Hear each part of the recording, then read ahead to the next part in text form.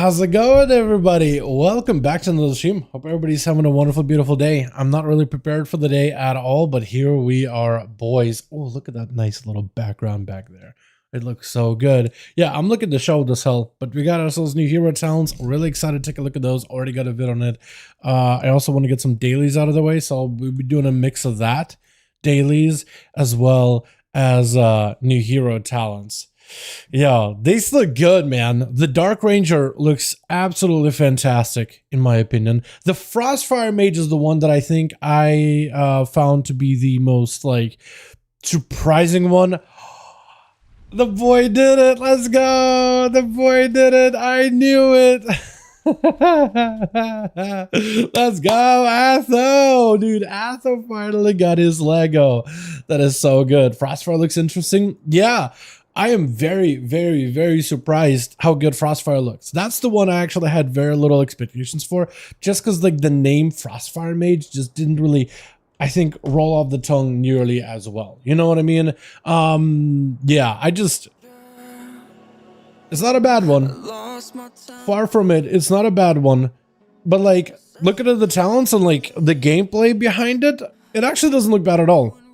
Actually, not at all. I am a little behind on my alts when it comes to queuing for my mount, so I'm actually going to complete that really quickly. I got a couple of characters left over that I still got to queue on real quick. But while I do that, I also want to take a look at the hero talents that are out, man, really quickly, because I do want to get my dailies out of the way this week as well. And I did run into, like, I was doing so many of those things. I actually got maxed out of my queue. I couldn't do anymore. That's not the fireworks I want. Come on, give me the actual rocket, man. I am actually trying for the mount too. Last year, I didn't try at all. I wasn't like going for it. This year, I'm actually like giving it a proper shot. Got a bunch of characters, bunch of level 60s. I actually could probably get up a second hunter to a level 60. It'd be much easier if like time walking was around, but I might just do the, what is it, the dream surges and see if I can get myself a little bit extra XP that way, just doing open world content. So when the hero talents actually come out, I imagine with the pre-patch, when the pre-patch, like, you'll be able to test them once the alpha is out, but I imagine there will be, no, actually they won't be available with the pre-patch. It is something you'll earn as you level in the next expansion, right? Because the talents won't be collecting points for these, but every level after level 70 towards level 80 is where you'll be able to earn talents towards like the middle rows of your hero talents. So you won't be able to play them until the next expansion is out. But I imagine there'll be some class changes before that. They'll be able to play in PTR. But yeah, Dark Ranger looks good, by the way. I mean, anyway, let me start talking about those. Dark Ranger, I think, looks really good. What's up, G? How you doing, my guy? I don't know if you guys watched my video on my reactions, but I already gave a bit of a preview there as well. But Dark Ranger looks really good in my opinion. Like, surprisingly good. Surprisingly good. I guess I shouldn't have been surprised, but like, you know what? But the Frostfire Mage was definitely the most surprising one out of them. Definitely the most surprising one. I didn't think it was going to be that good. Like, I didn't really know what to expect, but it's solid. Like, very, very solid. surprisingly solid. The actual ability you get isn't crazy, but like as I kept reading, I'm like, wait, okay, there's some synergy. The Grove Guardian druids also got buffed, like quite a bit. So that one is like a lot different than when they showed off on BlizzCon, which was kind of like, all right, it's going to be a lot in 1-in-1 because a bunch of classes don't have non-heal and non-tank specs anymore. You mean like with the hero talents? So there still is like, you're still a, you know, let's say you were like, what, I don't know, Windwalker Monk is still a Windwalker. Even if you have a hero talent that shares with a healer, doesn't mean you're a healer all of a sudden. It just means you have maybe some hybrid capabilities. But yeah, you're still a tank, you're still a DPS, you're still a healer at heart. You just get an extra hero talent that doesn't like change your role. You know what I mean? It just adds something more specific to your spec afterwards. Took 8 hours to get, Super Bloom was a must-have-one. Nice! That doesn't sound bad at all, actually. Yeah, that is not bad at all. Yeah, so yeah, you're not changing like the core identity. You're not gonna be like all of a sudden some hybrid. Like if you take a look at like Grove Guardian, right?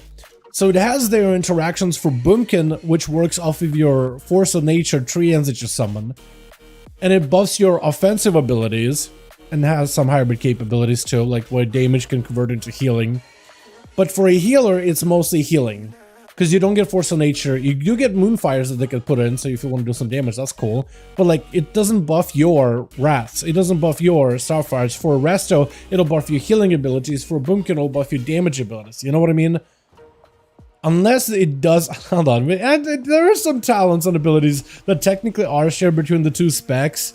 Right? You can go like Starfire, you can go Moonfire, you can go Wraths, spam it on your Boomy. But like, you don't have Incarnation Boomkin, or you don't have Fury of Elune or anything like that, right? Ranger looks solid. Survival, I hope it will be packed. The Sentinel tree. I am hoping that Sentinel will be really solid. Like, I'm very, very excited for Sentinel specifically.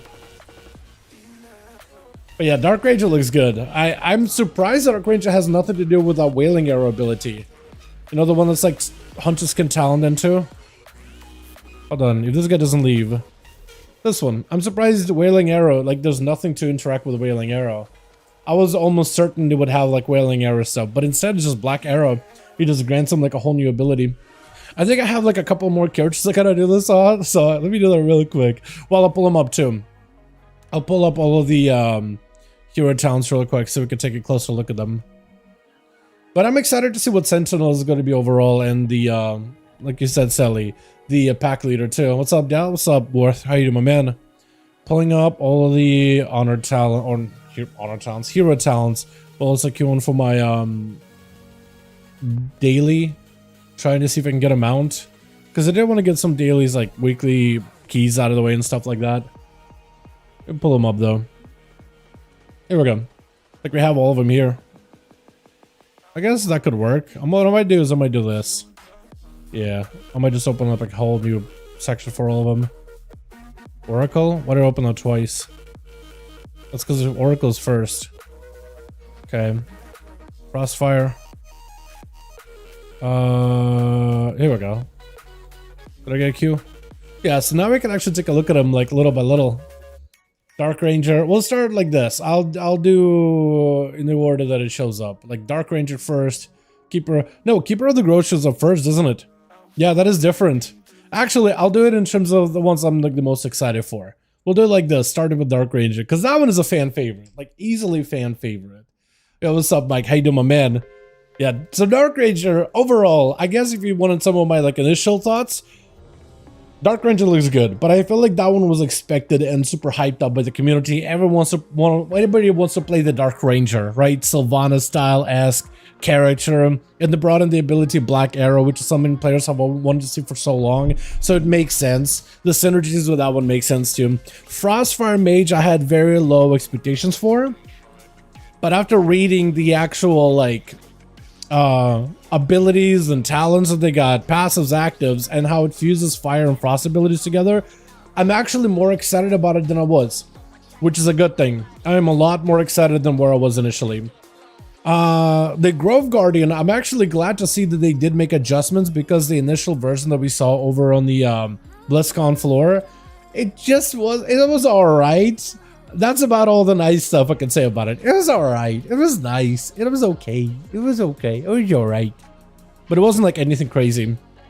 The one I'm the most like weirded out, I'm still trying to like make up my mind on, is the Archon. The Discipline Priest Archons. Because I just don't know what to say about that one. Just to be honest, I just have no idea. I am not 100%. I am not sure. Like, it's cool. And I like, and it makes sense that they're going in that direction. But it's kind of just wacky also. And like the way that it interacts with talents, yeah. Would have loved cool if Fire Mage got Frost Bomb as its Living Bomb talent instead. I still could see them add that towards Frost Mages like as a baseline ability, right? Because they did say they're going to be adjusting classes and changing how some of them play in order to like transform a full world with an expansion and whatnot, right? So I'm expecting class changes to happen. I actually posted a video not long ago about some of the talents and abilities and like what changes I would like to see for all mages. I think at this point, I already got a second one. I guess I just keep getting lucky with that purple one. I think at this point it's not a bad idea, in my opinion, to expand the mage's kit a little bit. And I can't really think of a lot of cool new ideas of like what spells they could add. So I was thinking like, what if they took some of the PvP talents for mages like Frost Bomb, or even like Concentrated Coolness, or, you know, little passive or active abilities like that, or even Snowdrift, or Arcana Sphere for Arcane, maybe Greater Pyro for Fire Mages with like a cooldown so you could just get yourself a long cast but like really big damage. Prismatic Crystal Wed, dude, hell yeah. I forgot about that ability completely. I think it actually kind of... I think what you have going on with Touch of the Magi is essentially the same Prismatic Crystal. To a degree, right? But instead of like hitting the crystal that radiates damage and eventually explodes for big time, you just basically said that choose which target is going to be the crystal, which will also radiate damage and then big explosion on that target. Like, I get it, they're not exactly the same, Jake. Like, you could definitely like make a point that they're not exactly the same, but I think the functionality of like, it's something you'll focus into and it'll explode. Touch the Magic Crystal. I thought about it, and then I thought that'd be kind of redundant. That's the only reason why I'm like, you know what? They're kind of the same. Like, don't think too literally about it, right? Too literally.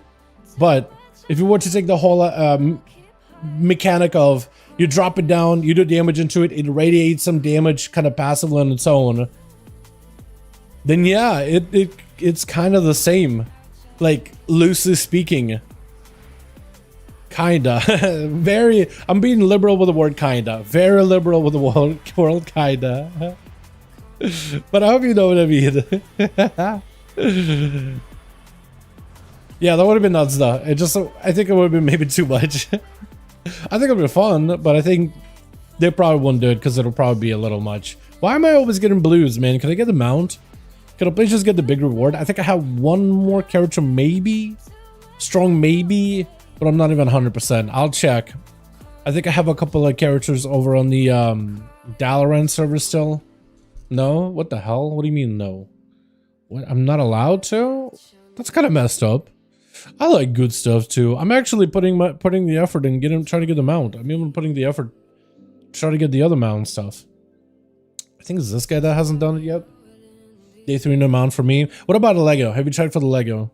Because we need to try for you for the Lego at some point. Did I do it on this guy is the question. No, I haven't. So I'm gonna do it on this rogue real quick. And I know that I've done it on my other Demon Hunter, the one that I do like spectator stuff for. Because that was the first character that I logged in on. No Lego either. ASUS got one, so at least, you know, one of the paladins is getting a Lego. Which is good to see. I know you mean since Legion. What's up, Abby? How you doing, my guy? I know you since Legion. Hey, thanks for watching me since Legion, my guy. Haven't even tried it for my Lego. I haven't tried at all. I mean, I tried yesterday, but it took me, like, if you were there for the stream, it was taking me like forever to get a group going. So I just kind of gave up for a little. I might try tonight though. That's what I think I'll do. Is I'll probably go Warrior. You guys wanted Death Knight, so actually, you know what? Listen to this. Let me do Death Knight just to see if I can get a redemption on that guy from yesterday.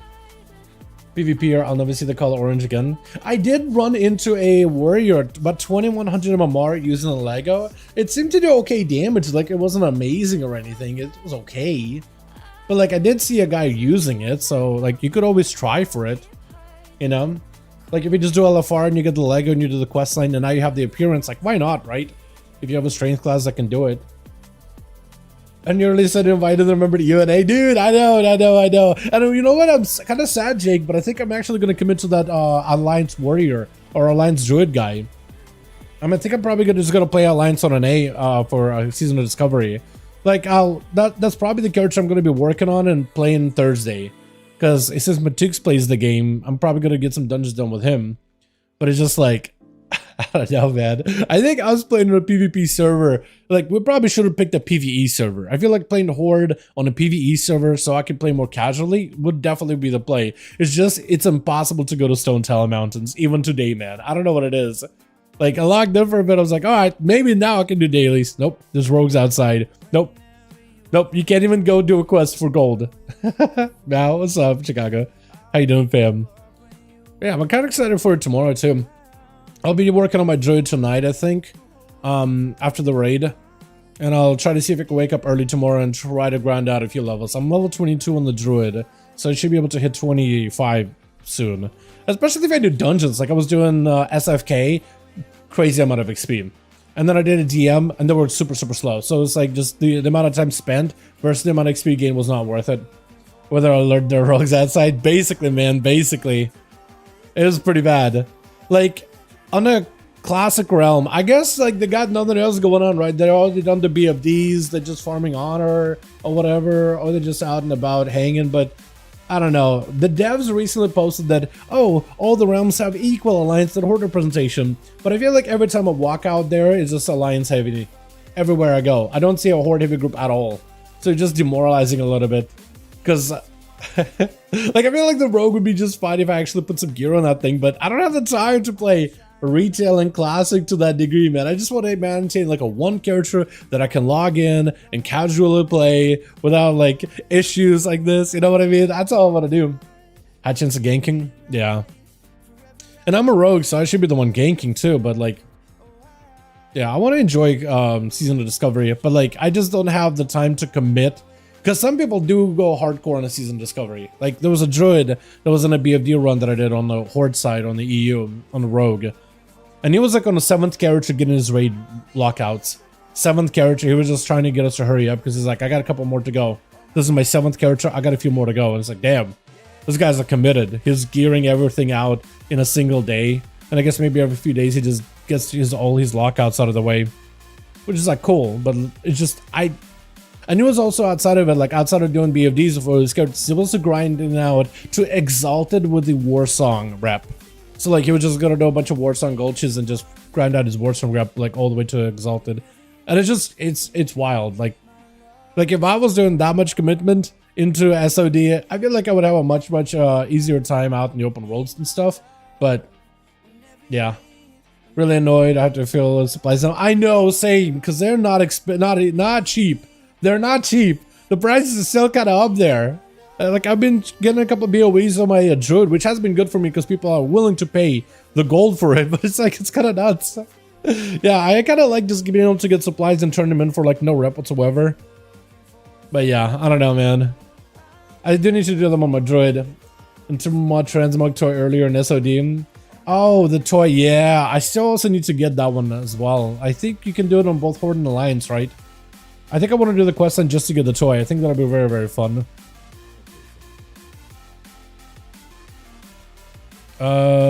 Stardust number 2 Shazam. Did I get hit by something? What is this queue, man? 4 minutes? Why am I waiting this long? Am I queuing for the right thing? I am. DPS queues are crazy apparently. Isn't a level 50 quest though? For Timbermaw? No, I think there's one in Ashenvale that you can do that's not a high level quest at all. I remember me and Kren were leveling way back when we were playing Classic. And Ashenvale was one of the places we went as Alliance. Around like level 20 or so, because we kind of stepped around level 40, and then I kept leveling without Kren for like until 50, and then that's kind of where I gave up. But we got the quest to turn into the thing early, and only after a while I was like, oh, That's the toy that if you just don't complete the quest. What are you queuing for? I'm just trying to get my weekly or daily Valentine's Day mount completion. Got to like 50. We got pretty close to 50. Pretty close. Then we stopped. Well, I kept going for a little bit, but yeah. Well, Mage's 51. My rogue ended up being like 56, and then I like gave up at some point. Just yeah, I don't know. At first it felt like, oh yeah, I really don't want to spend some time in Classic, but it just at the time it felt like I just probably had a lot more free time, so it's like, might as well burn it into Classic. And I just having fun with it, and after a while it's just class doesn't change. Foxy, how you doing, my guy? Hope you're having a good one. Welcome, welcome. Probably Alliance only. Yeah, it might just be Alliance only queue like that, because it feels like on Horde everybody's just queuing up, and no matter which character I'm on, even on 100, just almost instant. Like 30-second wait and just queue up. But yeah, I do want to see if I can work on my druid tomorrow. I'm just gonna need to grind him just so I can get him into like level 25 range, and then find a dungeon group and just start spamming something. I'll see if my Chooks is gonna be around for it actually. So maybe me and him could do some dungeons or whatever.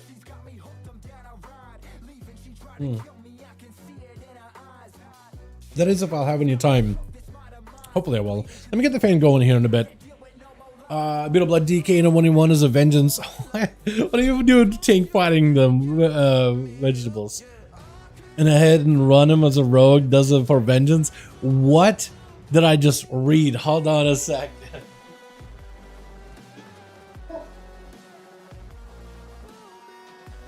Why are you 1v1ing a tank as another tank? Like, how long was that duel? 20 years? Because I feel like tanks heal up plenty, but they don't do enough damage to each other. And like, I don't know. Why? Why were you fighting a Blood Death Knight as a Vengeance Demon Hunter? I feel like that's... Why does it say average wait is 2 minutes and I'm here 8 minutes? What is happening in this character, dude? What is happening? I only play Vengeance? Okay. Wait, but why were you fighting a Blood DK? I'm sorry? Since 10 to added 5 new presses? Fair. You guys do have a lot more abilities now. You guys have your double sigils, so I guess it's pretty good. Blood only heals in contact, so all you do is just run around, dot him up with sigils, and just avoid him, not let him like death strike you? I mean, I imagine like a grip and a stun and a couple of death strikes would help him top off here and there, but I guess so, yeah, technically you're not wrong on that. I was hoping Buddy Gear and it was in blues and got I think I got on 1v1. Fair. Now it makes a little bit more sense. Okay. I see now. Dude, where's my queue? Chicago, can you... Now it's a 6-minute average time. There we go. Like, this is my last character to do this for the day. And I'm gonna do talents afterwards. I don't have a good look build on this guy at all whatsoever. What's my talents? What is this? I don't have double poison. Sucks. Sucks. Where's my poison at? I can't even see my bars. 5? I'm in like cinematic bars that we use for clips and stuff. I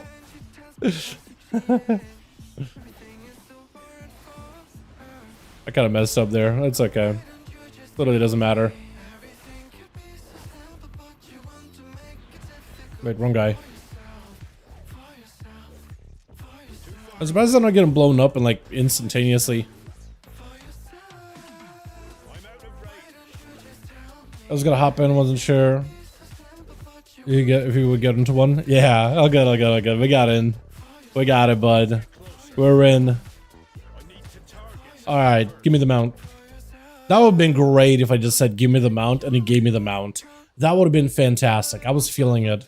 Palward is bid by the deck. Let's go, dude. I've been enjoying that game too. Me and Cran moved to a different base, and then we realized we probably need to move again. Like, the base we got going on is a little funky. This just ain't gonna work. Alright, let's take a look at these hero talents real quickly. They're looking good, man. Let's start off with the Dark Ranger. Now, Dark Ranger, gather around, boys. Now we're taking a look at the hero talents. So I got my dailies out of the way. Playing Steam Power World Exodus Pass. Are they connected? I imagine. Are they cross-platform? I hope they are, man. Steam. Definitely Steam. Or they're not cross-platform. I hope they are cross-platform. I think that would be such a good idea. On Xbox, I'm playing PC, but I'm playing PC. Fair enough. It's awesome. Been since day one, having a blast. Getting in, wait for the patch. Yeah, they got new updates coming up, and they're doing good work, man. They still got plenty of people playing it.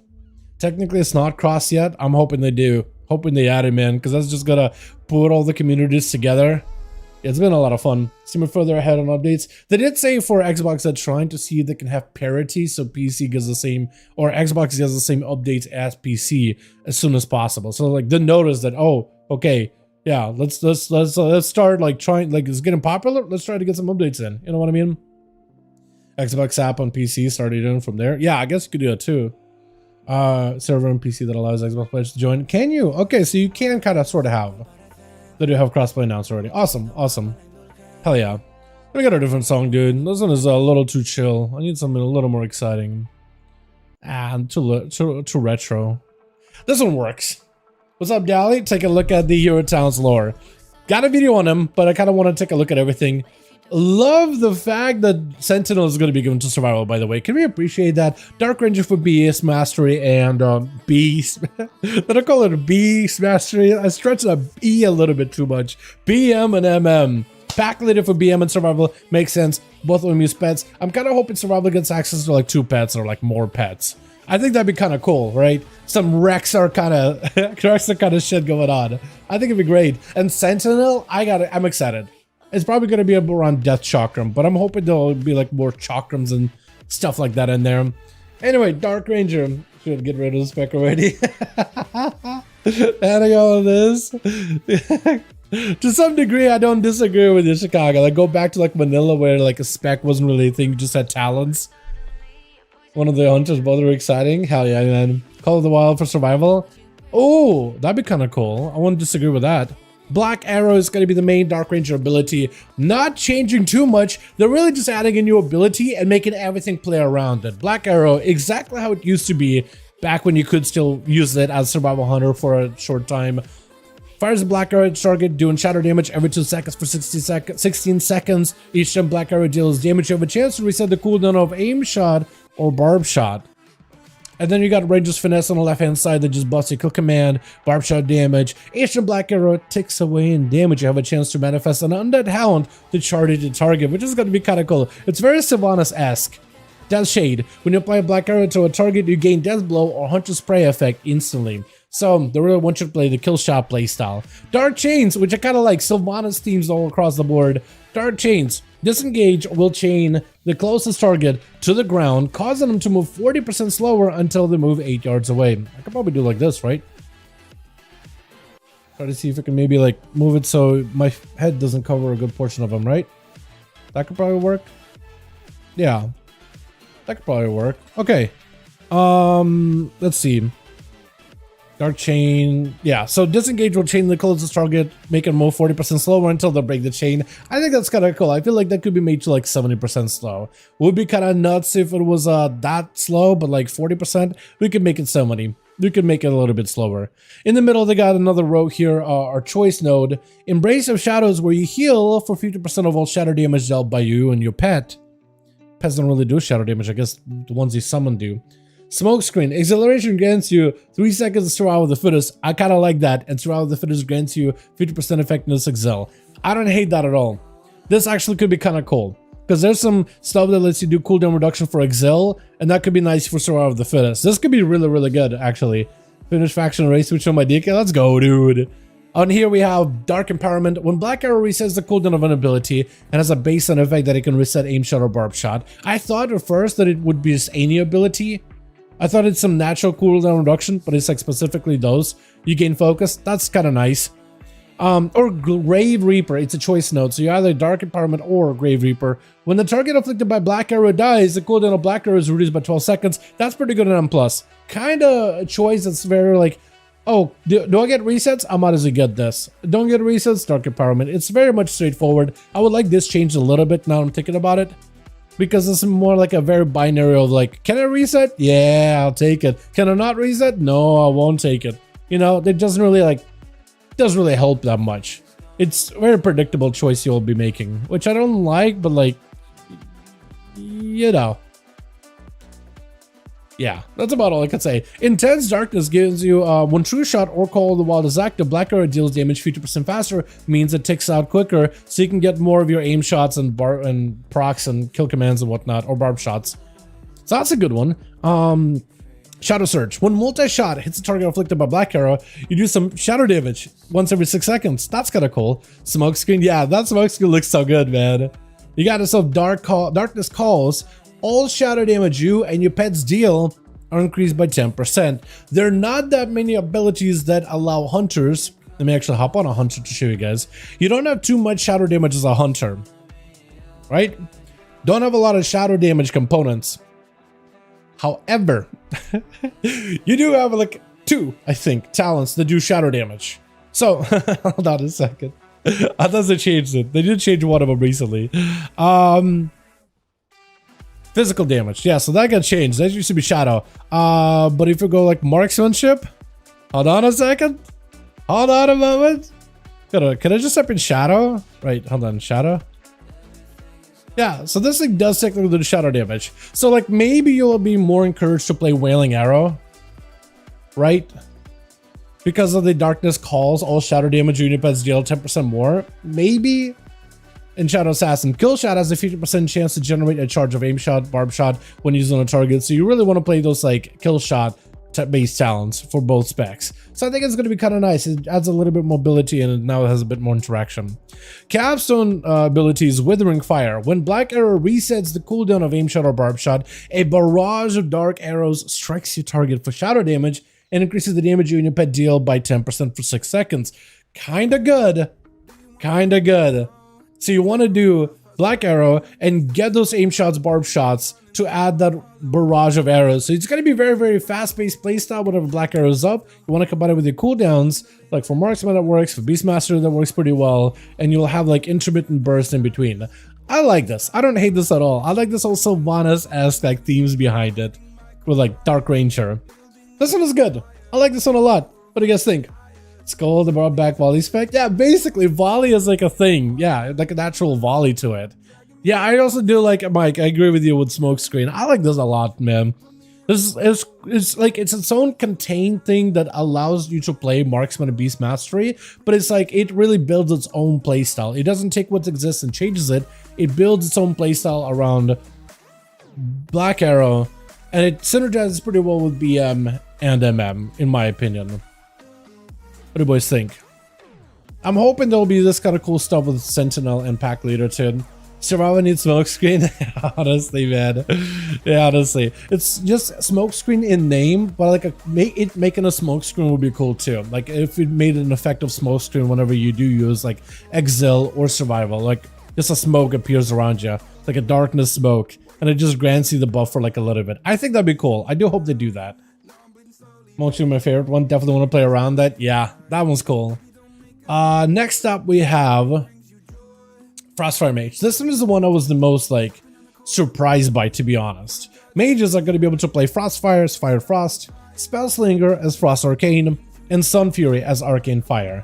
Though the weird part about Frostfire Mage, are you a Frostfire Frost Mage or Frostfire Fire Mage? Like, you know what I mean? Like, it's going to be like, oh, what kind of mage are you? Frostfire Fire, Frostfire Frost. Like, I don't like that. You know, I just don't like that. Another week, no Axel. I'm sorry, Jordan. 9th week, such a bad system. Watch if you pull with less than 2 kills in my guild. Dude, yeah. Especially when they're like, they got it on their main, and now they got it on their world, and now they got it on the third all, dude. It's bad. It's bad. Some people get all the Legos, others don't get any Legos at all. But, man, keep the grind going. Frostfire Mastery is your main ability though, which I was not excited by when I first read it. Dealing damage with fire spells generates a stack of Fire Mastery, and doing frost damage generates 1 stack of Frost Mastery.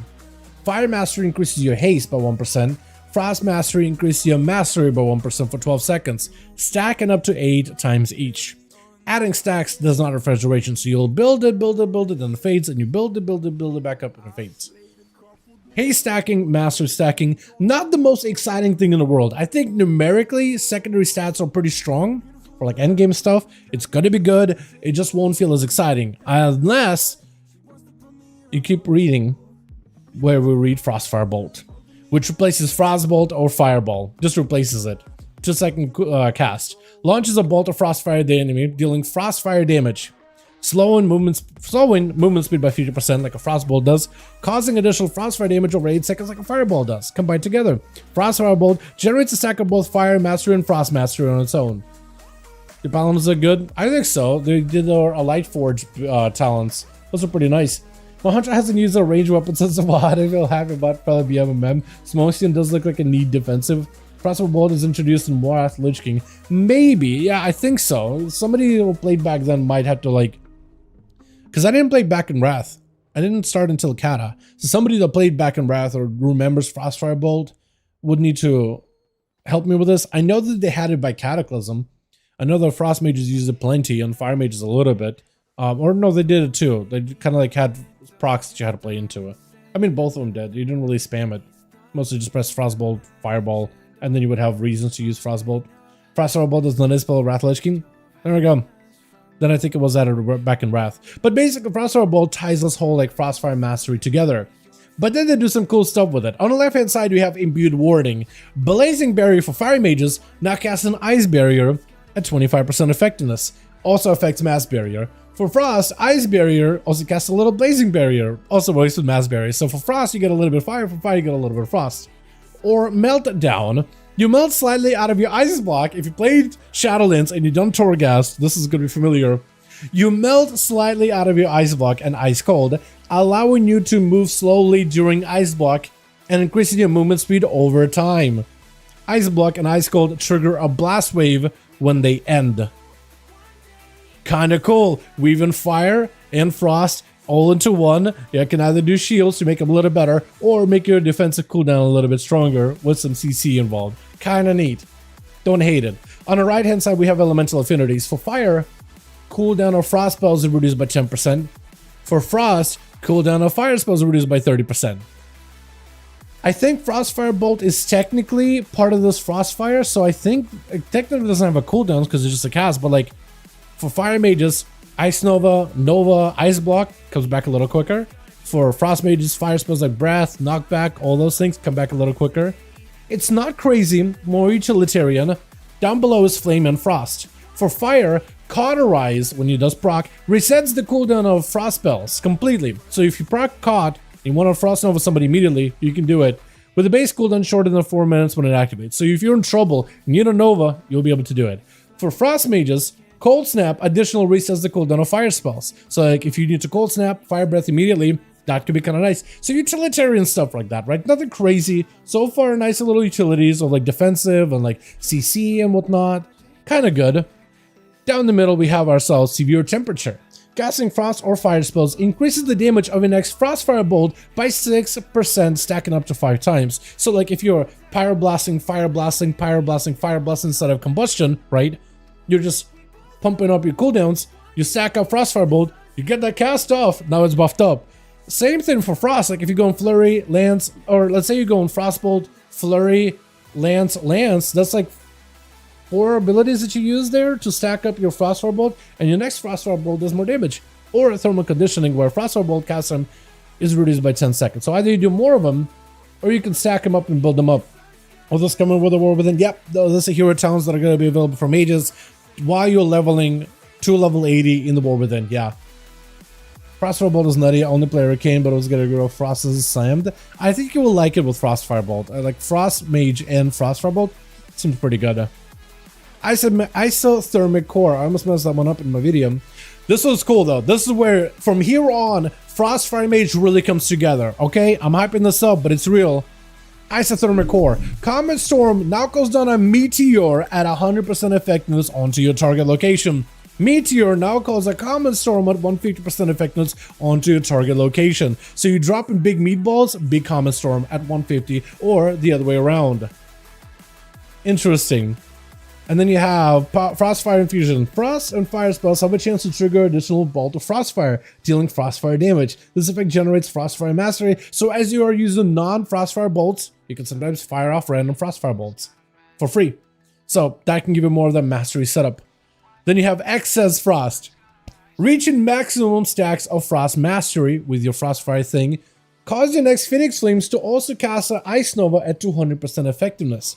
When you consume excess Frost, the cooldown of Meteor is reduced by 5 for Fire Mage, so you really want to play Meteor. For Frost, reaching maximum stacks of Frost Mastery increases your next Flurry and causes Ice Nova at 200% effectiveness. So both of them gets freebie Ice Nova and also reduces the cooldown of Comet Storm or Meteor. So both of you get random Ice Novas left and right. Excess Fire. So excess Frost, excess Fire, you're going to get a Fire ability. For Fire Mages, reaching maximum stacks of Fire Mastery, cause your next Fire Blast to apply Living Bomb at 150% effectiveness. When Living Bomb explodes, reduces the cooldown of Phoenix Flames by 10 seconds. For Frost, reaching maximum stacks of Fire Mastery, cause the next Ice Sands to apply a Living Bomb. So Frost Mages are getting Living Bomb. They already do a lot of AoE, but now you get a Living Bomb for free. When Living Bomb explodes, gain Brain Freeze. It's kinda cool. It's kinda good. So you get random Meteors, random Comet Storms, you get random Ice Novas with cooldown reduction on those abilities, and you get yourself random Living Bombs that also reduce cooldown and stuff. Frostfire Empowerment. Your Frostfire spells have a chance to activate Frostfire Empowerment, causing your next Frostfire Bolt to always critically strike and explode for 80% of its damage to nearby enemies and be instant cast. So together with like severe temperature, so we can build up the damage of it, then you shoot it out, it explodes doing damage to everybody. It actually weaves into AoE, single target, big burst, it weaves for both specs pretty well. And then flash freeze burn. This is the capstone. Frostfire Empowerment, which is one up here, your randomly abilities can grant you Frostfire Empowerment. Frostfire Empowerment grants you maximum benefit of Frostfire Mastery and refreshes duration, so as you build up your Frostfire Mastery, when you do get this, refreshes, so you can maintain all those buffs. Activating Combustion or Ice Events grants you Frostfire Empowerment. So if you got yourself cooldowns, as a Fire Mage, if you're constantly combusting, you're activating it constantly. Or when you need it for the big burn and Icy Veins as a Frost Mage, you will have it constantly. Just raining death and fire frost is crazy. Yeah, they found a way to mix these abilities where I can imagine Frost or Fire Mages weaving the Frostfire stuff into the rotation. Like, I actually love it. This is the one that I had the least amount of expectations. I had zero hype for Frostfire Mage just because the name Frostfire Fire or Frostfire Frost just sounded weird. Like, what are they gonna do? But they found a way. I was surprised by this one. The most surprised. Cool design, I think so too. Like, I am just impressed that I'm like surprised. I wrote this one off. Pretty quickly I wrote this off. But whoever been cooking, dude, give them more time in the kitchen.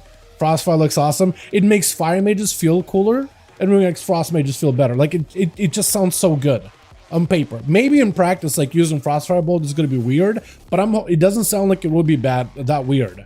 Especially since Frostfire Bolt will replace your Frost Bolt for your Frost Mages, which you're spamming constantly, and for fire, you are going to be using Pyroblast and still encouraged to use Pyroblast, and you have a combustion windows, which you'll send Frostfire Bolts in between.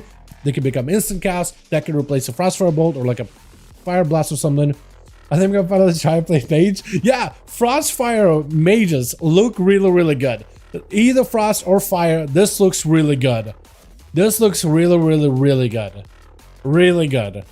I want to see what Sun Fury is going to be like, and Spellslinger. Very excited for Spellslinger just because the name sounds really cool. Just slinging your spells. I imagine like Cowboy Bebop, but like Arcane Mage. Khadgar and Cowboy Bebop. That's all I want to see.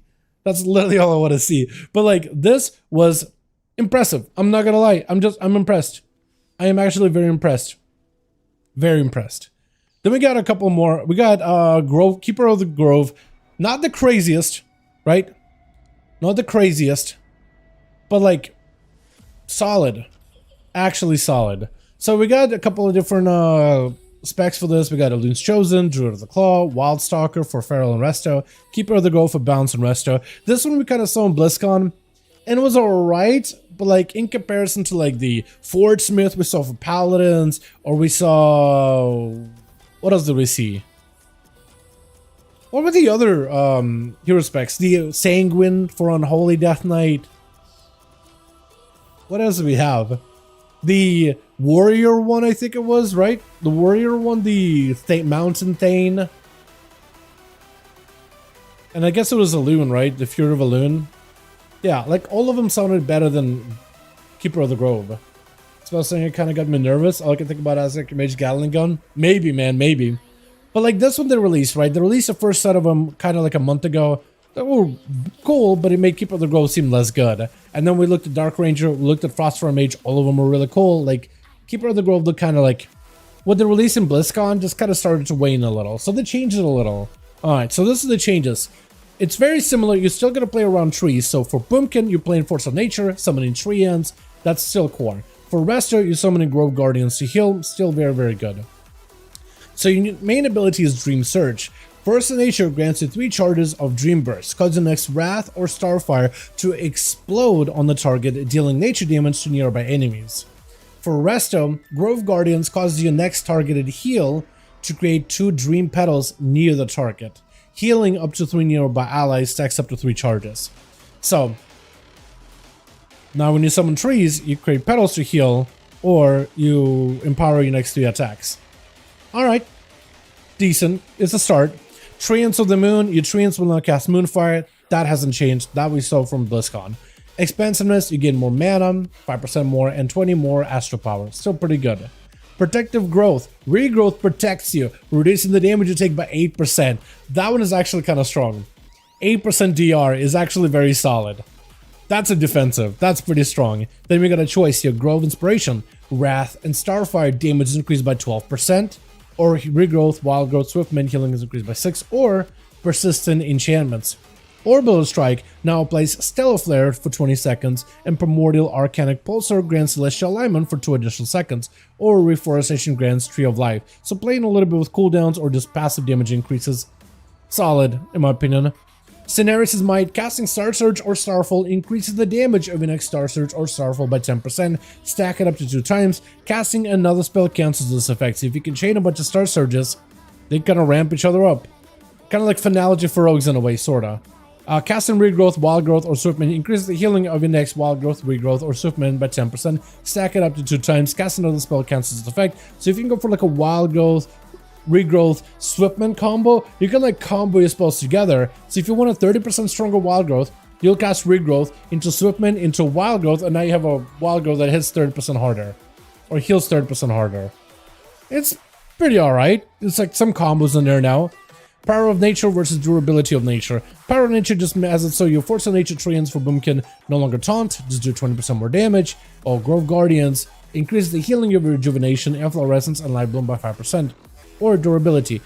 Treants are going to have more health, so if you do want them to taunt in dungeons or whatever, you can still have them do the taunting thing.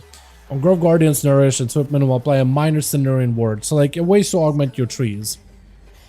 Doing the ramp as Resto, so the force is going to be nutty. Yeah, for Boomkins, I think it's also going to be pretty good. Like, just being able to get a bunch of resources and like Fury of Balloon and just start collecting resources. Just be able to spam a bunch of Star Surges at once to ramp up, ramp up, ramp up. I think it's going to be really solid. Bounteous Bloom is another one here. Force of Nature treants generate Astral Power, or Grove Guardians healing is increased by 20, or Early Spring. Force of Nature cooldown is reduced, so you can use them more often. So like very, very small stuff to change things. Power of the Dream is an interesting one, and Control the Dream. Power of the Dream, Force of Nature grants additional stack of Dream Burst, so the ability you got at the very beginning. Healing spells cast with Dream Surge generate additional Dream Petal. Cineris' Might increases spell damage or healing by additional 5%, which is this ring right here, so you get 5% more. Or Control of the Dream. Time elapsed while your major abilities are available to be used is subtracted from your ability's cooldown after the next time you use it up to 5 seconds. So it looks like the longer you use a major ability, time elapsed while major abilities are available to be used is subtracted from ability's cooldown. So there's some kind of like a cooldown reduction element to it. Affects Nature Swiftness, Incarnation Tree of Life, I guess for Resto, Force of Nature, Celestial Alignment, Convoke the Spirits. Time elapsed while your major abilities are available to be used is subtracted from abilities cooldown after the next time you use it by up to 5 seconds. So it looks like the more you use these, the faster you're going to be able to get them back. I'm not exactly 100%, but cooldown reduction on things is not a bad idea. Then you got Blooming Infusion. Every 5 regrowths you cast will make an next Wrath, Starfire, and Tangle Roots instant and increases the damage deals by 100% for Resto. Or every 5 Star Surges or Starfalls you cast makes your next regrowth or Entangle Roots instant. So if you want to get yourself a bunch of Star Surges, then Entangle with PvP or cast a regrowth really quickly to heal somebody. Or if you're a Resto and you want to do a bit of damage, regrowthing, you could get a bit of damage, a little bit of CC, So it could be kind of interesting too. And then last one is Harmony of the Grove. Each of your Force Nature treants increase the damage your spells deal by 3% while active. So when you pop them, you're doing 9% more damage. Or Grove Guardian increase your healing by 3. So you can kind of ramp them up. Once it's 5 seconds per cooldown, I don't care how it's going to be weirdly worded. Yeah, that's the thing. It's weirdly worded, but cooldown reduction on abilities I don't think is the worst. And the given Druid's cooldown reduction, I think they made this a little better. I'm actually, like, it looks a lot better. I don't know if it'll be strong compared to, like, Frostfire Mage, but it looks better. I think it looks better. And then we get the last one, which is the Oracle Priest. This one is weird. Apparently there was an interview that gave a little bit of feedback on how this one will function. So give us a little bit more insight. But yeah. So with Priest, Oracle Priest, I guess let's take a look at this real quick. For Priest, you're gonna have Shadow and Holy, which are Archon, Void Weaver, which is Disc and Shadow, or Oracle, which is Holy and Disc. This is the one right here. This one is basically like, this Priest predicts the future in a way. It'll make sense once we get into it. So, you get an ability called Premonition. It replaces Power Infusion. 1 minute cooldown. Divine the future to gain access to a spell that gives you an advantage against your fate. So you either get a Solace, increases your target's healing received by 25% for 10 seconds. Insight increases target's magic damage dealt by 10% for 10 seconds. Or Glory increases the target's physical damage dealt by 10% for 10 seconds. So this one is like a card system from what was explained, right? Think of them like 3 cards that you have. Solace, Insight, Glory. Healing buff, or healing taken buff, magic damage buff, physical damage buff. When you first send out one of those cards to somebody, it applies a buff to them. And then you kind of know which order they're going to go into because there's like a circular order. So let's say if your first card you get a Solace, then you get Insight and Glory. Or if first card is Insight, then you get Glory, then Solace. Or if it's Glory, then you get Solace and Insight. It's predictable in that way. But your first card that you send is a bit RNG. But it's like a deck of cards, you send one out, it pops a buff on them, then you kind of know what other buffs you get. I don't know if you can control it so far. Maybe there'll be a way to like mitigate it. So like your first one is always going to be Solace or Insight. Or maybe it'll adjust depending on the class you're hitting. Like if you're hitting a Warrior, it always gives them Glory. If you hit in the Tank, it always gives them Solace. Or if you always hit in the Mage, it always gives them like Insight. I have no idea if it's going to be smart like this. That is one of the things that's still going to need to be like tested. But Power Infusion, and you give each other a bunch of buffs on a minute CD. Not a 2 minute, or just a 1 minute. Not the craziest buffs. Like 10% more damage for 10 seconds, kind of nuts. Then you have classes like a Demon Hunter, right? Or a Death Knight who has a bit of magic, a bit of physical. Like, which one do they want? I guess I would take physical as long as the pets are affected. But like Demon Hunter with fell damage probably wants Insight than Glory, right? Probably. Probably. So it's going to be interesting to see who you give buffs to with this setup. Alright, so let's get into this. Preventative measures. Increases the damage absorbed Power Word Shield by 10 and healing or prayer mending by 10. So that's kind of nice. Preemptive care. Increases the duration of atonements and increases the duration of renew by 3 seconds. That's kind of nice too. Waste no time. Premonition causes a nice Power Word Radiance, Heal, or Prayer of Healing to be instant cast and cost mana. Not less mana. That could be pretty good though. You pop it, big heal, less mana, kind of nice. Or Miraculous Recovery. Reduces the cooldown of Power Word Light by 3 seconds and allows it to be usable on targets below 50% health, so you can either get emergency healing or regular Power Word cast with this. I think honestly Miraculous Recovery seems a little better, unless you just need like big cooldowns, which could be really good with like Power Word Radiance for ramps for priests. 5 seconds per cooldown indicator is going to be, yeah. Assured Safety. Power Word Shield applies 1 stack of Prayer Mending on the target, so for free. So if you want to use it as Holy or Disc, you kind of want to use Prayer Mending. Prayer Mending casts apply a Power Word Shield to target 20% effective. So maybe as Disc, you'll be playing Power Word Mending just because there's interactions with it. In the middle, we have a choice roll of Prompt Deliverance. Reduces the cooldown of Purify by 2 seconds so you can dispel more often. Or Divine Feathers. When an ally walks through an Angelic Feather, you are also granted 100% of its effect. That can be kind of good, sharing buffs with others. Big movement speed. I like this one too, but move speed is kind of nice. Foreseen circumstances. Pain Suppression reduces damage taken by additional 10%. Makes PS even better. 50% DR over 40. Or Guardian Spirit lasts 2 seconds longer. Okay, so there's like some healy stuff in here. Grand Reveal. When Power Word Shield is fully absorbed or Prayer Mending heals, gain a stack of Grand Reveal.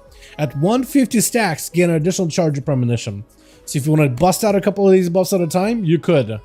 And there's some like you could do a little bit of like management of powered shields and prayer mendings as holy, for example, right? Where you can spread a bunch of them with certain cooldowns. Perfect vision reduces the cooldown of premonition by 10 seconds, or versatile divinations.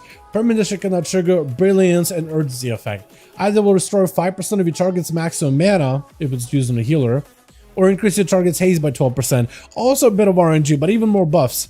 Imagine you're giving your Death Knight a buff for 10% more damage and 12% more haste for 10 seconds. Or Arcane Mage, you give him more damage and now he just gets 5% more maximum mana, I guess. I don't know. Just basically gonna have to pick Prayer and Mending for use. Yeah, I think so. I think both Disc Priest and Holy Priest are gonna be using both abilities, like Powered Shields and Prayer Mendings like as preventative abilities constantly, because they all play off of each other. Another choice here is Divine Providence. Increase the duration of your premonition effects by 2 seconds, pretty strong. Fate Bender, premonition effects is increased by 30% if the divine spell is different than the previous premonition. So premonition's effect is increased by 30% if the divine spell is different than the previous premonition. So let's say, like, you're stacking a Healy buff, right? Let's say you're going through all of your cards, right? You use Solace, okay, then you use Insight, then you use Glory, and it looks like there will be some way for you to control which of these buffs you want to use in a way, or at least which one you want to start with. Because unless it's just completely RNG, like if this is RNG, which buff you get to throw out on your allies, like Solace, Insight, and Glory, and you go through your full rotation and say Solace, Insight, last one was Glory, and then you get to throw out your card, and it's also Glory, so then you get 2 Glories at once, then you don't really get the value of Fatebringer. Its effect is increased by 30 if the divine spell is different than the previous premonition. So they're going to be 30% stronger if you're using your premonitions and they're different. So if you can find a way so you can cycle so it's a different one, you always get 30% value. I mean, I guess duration is good, but like 30% effectiveness seems a lot better. Unless it's all RNG. Or maybe all of this is a complete RNG. Like, they talked a little bit about it, but like, we just don't know, right? We just need to test. And then you have Clairvoyance at the bottom. Premonition has a low chance to grant you Clairvoyance. Clairvoyance grants the target and 2 nearby allies all the effects of Premonition at 100% effectiveness. So when you buff somebody with Premonition, there's a chance that 2 nearby allies will also get the Premonition at 100% effectiveness. So you pop a heal buff on a guy, you can get a heal buff on everybody. Pop a damage buff on a guy, damage buff on other guys too. And like all the other buffs as well. We need to test this one. This one could either be really, really good, and it's probably going to be good because of the buff mechanic. That's worked for augmentation, and that's, you know, we've seen that kind of go in the same direction towards the Forward Smith for protection and Holy Paladins. So they're trying to really play into the buff mechanic. But like, what do you guys think of this one?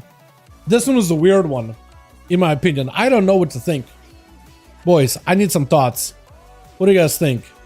Like, looking at it, I think the buff thing, like, my gut feeling is the buffs are going to be strong. They always have been. But, like, the more I read it, the more I'm like, it's just so much unknowns, you know? There's too many unknowns. Interesting, a bit weird. Definitely interesting. Definitely a little weird. I want to see if they have, like, a breakdown, maybe, of some of the, abilities, like, in the interview. Class Fantasy, not a support spec. Premonition Cycle. Current design combination, difficult to grasp. Yeah, so here's a little bit of a note that I can read from the interview that they did for this setup. So, 1. Class Fantasy. Oracle is envisioned as a fulfilling... I guess I could probably just bring it up on screen here, right? So we can read the entire thing together. I guess if you want to go watch the video if you can, but I kind of want to get through the main points. Oracle is a vision fulfilling fantasy to receive visions of the future, using them to take care of those around you. Mechanically, it adds a gameplay mechanics to a premonition, peering through the future and using the knowledge to bolster your allies would feel really cool and unique spin. One of the more ambitious hero talent concepts, the likely to elicit immediate reactions. We already seen it on stream between you boys. Intend to add special animations and visual effects for Oracle for unique. Cool, so that's going to be cool. Not a support spec. Developers don't want to go as far as call Oracle support spec. The sounds don't fundamentally change how their discipline, role, and premonition isn't the only button in their kit. Tim felt it was offering a little bit of support flavor to healers. Didn't feel unheard of, but fundamentally they're still healers. So you're not support like Disc Priest or whatever. But Priest, I guess, I mean, it makes sense for Priest to have an Oracle setup. I don't think Y is all that important. The current design combination of randomness and predictability. The first permissions cast, the spell on your bars will change into one of the 3 subspells at random. Change to the next subspell every second in a predetermined order. Oh, so when you first press it, it cycles through, and you basically gotta hit it which one you want to land on. So you get to choose which one you want to start on. Not a fan of the RNG for Priest. So it seems like it'll be some RNG, but not quite. Combination is randomness and predictability. First in permissions cast, the spell on your bars will change to one of the 3 subspells at random. Then it'll change to the next one every second in a predetermined order. So when you first press it, it'll cycle Solace, Insight, Glory, Solace, Insight, Glory. Casting a second time will activate the particular buff on a target player. So it's kind of like you press it and it starts rotating, and then you can press it again once it lands on the one you want. A little bit of timing is going to be necessary here. It's going to need a little bit of timing. But the fact that you can actually choose which buff you want to provide is good. So it's a bit of RNG. It's a little annoying. I'm not going to lie. I'm not going to lie. Hold on. Let me see if I can demonstrate it. Hold on. Let me see if I can demonstrate what it might look like. I don't think I'll be able to easily. Hold on. Maybe I can. Hold on. Can I do that? Can I somehow do it? Hold on. Is there an ability? Is there a way for me to... How do I do this? I have an idea of how I want to do it. Is it this one? Action bars? Do I have a big bar? Not really. Okay. What if we do like this? Okay. We're gonna do this. Trust. Trust. Trust the process. Trust the process. Okay. Big bar. Big bird. Big bar. All right. So let's say this is your premonition button, right? This is going to be your premonition button. Let's just assume, right? Let's just assume. And when you press it, okay. Hold on. Okay, this is how we'll do it. I'll just make it a little bit easier. Here's like a bunch of different buffs, right? We have a yellow buff, the blue buff, a red buff, right? The 3 different buffs. You have a healing buff, you have a mage buff, you have a red buff. So when you first press the ability for premonition, right? When you first click it, it'll do this. It'll cycle. First it'll be red, then it'll be blue, then it'll be yellow, then it'll be red, and it'll change like that every second, right? It won't actually like move anything on your bars. I'm just saying like this button will turn to this picture for a bit. Then it'll turn to this picture for a bit. Then it'll turn to this picture for a bit. Then it'll turn back into this picture for a bit. Then it'll turn back to this picture for a bit. And it'll cycle out every second. That's kind of how it works. That's what I'm reading. That's what I'm understanding here. Is it'll cycle when you first press it. This means that you will need to pay attention, and probably you have to use a weak aura that will show you somewhere in the corner of your screen which buff you have. Right? Because otherwise you'll have to be staring at your bars, waiting for it to be the right picture. But to try to see, so you can basically start cycling it, right, ahead of fight, right? And you're cycling, and you can make a decision, okay, it's got a damage buff for melee, give it to a melee class. Okay, it lands on a healing buff, give it to a damage class buff. You need a heal for a tank, give him a big heal buff. Right? Hopefully you don't get stunned with a second one. Okay, so I think even if while you're stunned, I think it'll keep cycling, right? I don't imagine that it'll just go on cooldown when you're stunned. I think it'll just keep cycling until you press it again. For example, pressing premonition first time might turn to Solace, and then you can cast on someone, wait for it, in rotation from Solace, Insight, Glory back to Solace. Pressing the button second time will cast it, whichever subspell is currently active. I'll then press to choose which buff they want to get. So it'll just cycle kind of like natural in its own. So it's not really like a card system then. It's just like a cycle. Probably, yeah. Like Twist of Fate? Kind of Twist of Fate, yeah. Kind of like Twist of Fate, basically. If you play Twist of Fate in League of Legends, like that works, but yeah. Currently, 1 minute cooldown starts with the first cast of premonition. So let's say you start the cycle, it'll keep cycling, then you'll apply the buff, then the minute cooldown starts. Even if you wait to activate the buff. And the cycling lasts for 12 seconds. So it'll give you 12 seconds. So I guess you can get stunned, but as long as you press it within 12 seconds of starting it, you should be able to do this.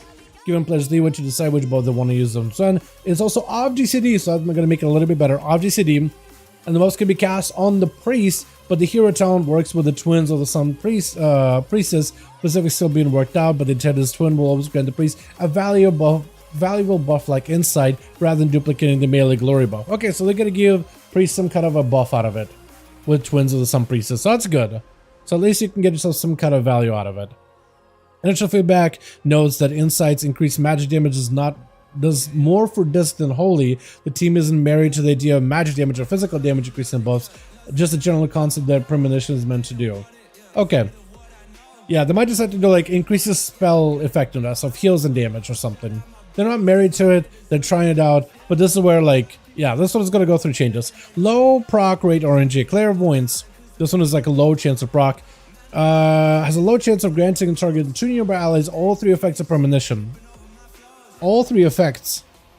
All the effects of premonition. Okay, so I thought like it was the buff that you apply and that would do it, but instead it's like it just grants everybody everything. So the team is iterating on the proc rate, they're happy with the design, when they feel great when they it does proc, but recognize there could be issues with feeling too impactful when it happens all the time or meaningless. I feel like there should be some control, but like that's fine. Versatile divinations. Divinations add another 2 buffs in the cycle, increasing haste and restore mana. These may seem like exactly equal value, but while throughput is very important for players to clutch mana regen, the idea of players picking which one they want to use a fit situation, adding combat hooks similar to augmentation work is something the team would like to do. Increase the knowledge requirement for players is a concern. Premonition is more headspace requirement than power infusion. Still a direction I want to explore. Okay, I mean, it's more interesting than power infusion. I will give them that. It's definitely a lot more going on than just press a buff on a guy and forget about it. But I don't hate it the more I read about it, chat. I think just being able to pick a buff that you want, make those impactful decisions, apply buffs to your allies, gain mana, grant allies haste and stuff like that, right? So there's going to be, what, 5 buffs then? Can now trigger Brilliance and Urgency, so that's additional buffs. Adds 2 more buffs in a cycle. Okay, so this adds 2 more buffs in a cycle. So not only do you have the healing buff, right? Magic buff, physical buff, but then you also get a mana buff and the urgency buff. So you can give people urgency, so you can grant people haste if you wanted to. Every 1 minute for 12 seconds. Still better than PI, because it's like 20 or 15 every 2 minutes. So it's basically a better version of it. So you can go haste, you can grant the mana, you can grant the physical damage, magic damage, or just help more healing taken, right? More healing taken? Healing received, yeah. I mean, it's still pretty strong. Like, healing received could be huge if you give them the right target. That's 25% more healing. That's pretty big.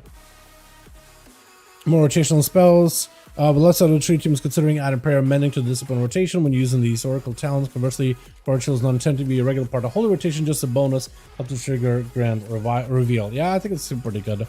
So, serving feathers, that makes sense. Oracle priest talent tree, so you can kind of see what it will look like. Yeah, you know, the more I read about it, the less I hate it. It does definitely take the whole power infusion and buff mechanic to a whole nother level. And there's some skill involved with it. I do think the players are just going to run like a weak aura that will basically tell you what buff is going to be next, and it's like press now, press now, press now, just so you can get the abilities out as soon as possible. I don't hate it. There's a lot more going on in terms of complexity this will add for Holy Priest. I don't completely hate it. Like, I like when things are a little bit more unique and complex, and there's a little bit more going on than just like you press 3 buttons and bam, your class does top damage or top killing or whatever. This definitely is on a whole nother level though. Seems they've put a fair bit of effort into the challenges so far. Total 39 of them. Exciting. Yeah. Very, very exciting. Is there 39 of them? I guess there's 1 for each spec, or like everybody gets 2, but Demon Hunters will only share 2, while Druids get 4. I guess it is per spec, isn't it? Yeah, 39 of them. Yeah, what do you guys think? Now that we went over like the highlights of this one, there's actually 5 buffs you'll cycle, not just 2. I kind of messed it up. 5 buffs you'll cycle with premonition. It looked like there was going to be like, you get a buff, you give him a buff, you get a buff now. But yeah, this could be interesting. 5% mana, which could be kind of good. Urgency, I think, is always going to be better, so they'll probably need to buff this by quite a bit. The damage and damage, I feel like Solus is always becoming less good though. Like 25% more healing taken is still massive. That is still kind of big. That is huge. And if they add mechanics where like you need to heal, I mean, it's basically kind of like Guardian Spirits, isn't it? In a way, or like a kind of weaker version of Envelop and Mist in a way, or like a better version of, yeah, a better version of the Paladin buff. And I guess the Pally buff kind of works. The chance to give somebody 24% haste in a minute is kind of funny. 24% haste. Like from 2 priests, you mean, or 1? Because you're only gonna get 12. I don't think you're gonna get 2. I mean, unless you get like yourself 12, them 12. I'm so late. All good shade, all good. We take a look at the hero talents. Yeah, not a fan. I do see why you would say you're not a fan. Like parts of me is like likes the complexity and the uniqueness of it, but want to try it. I think it's probably the best you can give it.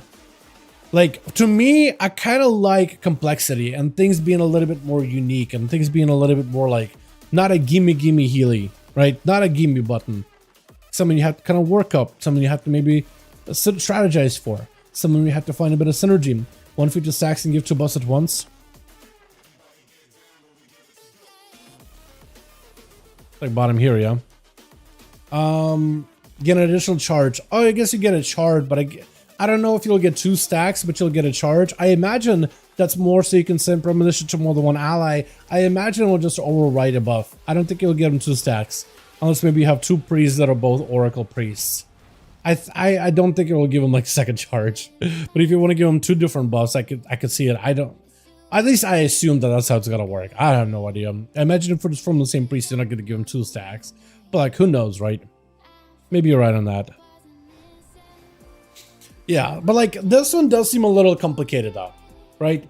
The fact that you'll have to get a weak aura that cycles through and tells you which buff you have, and then have to like basically save them for very specific parts of the fight to use them.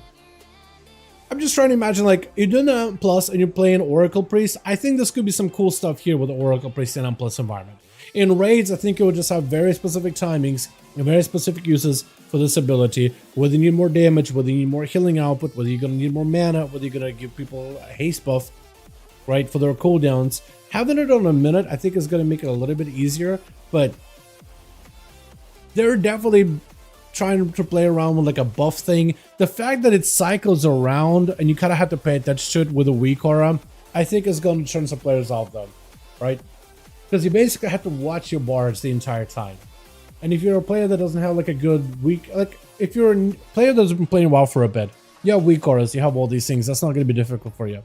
If you're a new player trying to pick this up, you're probably not going to be able to maximize this and people are just going to be yelling at you, hey, why am I not getting a buff? Hey, why are you not giving us buffs and stuff? Why are you giving them the wrong buff? Like, a new player is just going to be confused, I think. You know what I mean? They're just trying to heal. It's already like a pretty high stress spec to play, like playing a healer in general in any group content. And you just going to have to do stuff. Any idea on stats for Demo? I think, let me look it up. If you're picking up Demo, I know that Master used to be good for them, but like nowadays, I have no idea. I mean, Jake might have a few stats in his pocket, but looking at it, it looks like Int is your highest, then it's Haste to about 27%, then Versa equals to Critical Strike, and then Master is kind of lowest. But Haste to 27% or so, and then Stack Versa and Crit. They're both equal to each other. There we go, Demonologist stats. Demon says 26. There we go. Yeah, exactly. It says 27, but it also says 26, 27 with like asterisk. Priority will differ depending on gear level. Should properly sim yourself. A little bit of haste and versa crit, I guess. But you should sim yourself. Sims are kind of important, but haste is a certain point, and then crit versa. There we go. Maxing Blood one looks more painful, even more painful than Oracle. The Blood one, the Sanguine? I don't know. I don't think so. That one is like just pop cooldowns and slam abilities and get your vampiric strikes out. 26 to 30 is a sweet spot. Okay. Yeah, then it says like after 27 and above, once you get a certain amount of mastery. So it really depends on your stats, I guess. It's probably playing around the DRs though, right? Get it to a DR. Affliction for real locks. Yeah, I wonder what Affliction is gonna get to play with. Get most damage healing out, you'll have to have Blood Boil right before you explode. 30 seconds of Blood Plague. 30 seconds of Blood Plague. Oh, with their, I would need to look up their talent tree again, or the sanguine tree again, to get what you mean. It's been a second since I've been able to like look at it properly. Yeah, so I don't really know exactly what you mean. Just out of the loop, I guess. Do they have the Wahhead Hero talents page so I could just look at it? Is that a thing? New hero talent trees, all revealed hero talent trees. Oh, they have the blood one.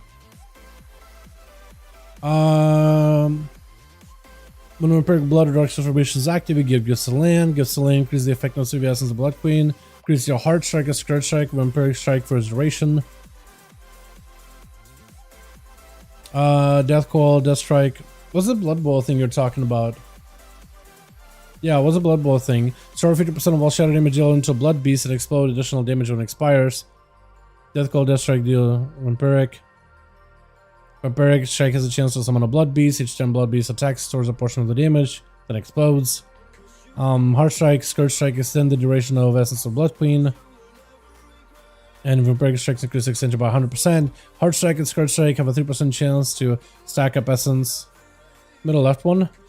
When Vampiric Strike damages an enemy afflicted by Blood Plague or Virulent Plague, it consumes the disease dealing to 100% of main damage. While Gifted Lane is active, Vampiric Strike no longer consumes your disease. Instead, extends the duration of the disease by 3 seconds. It deals 20% additional main damage to the enemy. Oh, like it would stack it up? And deals 20% of the main damage. Oh, hold on. No. Like whatever the dot, the leftover uptime of the dot, deals 20% of the remaining damage to the enemy. You mean like Blood Bowl to refresh it? You have to Blood Bowl right before you explode 30 seconds of Blood Plague? I don't know, it just seems like you'll have to refresh your dot and then start hitting him with Vampiric Strikes. So you'll probably Blood Bowl to refresh the dot. Right?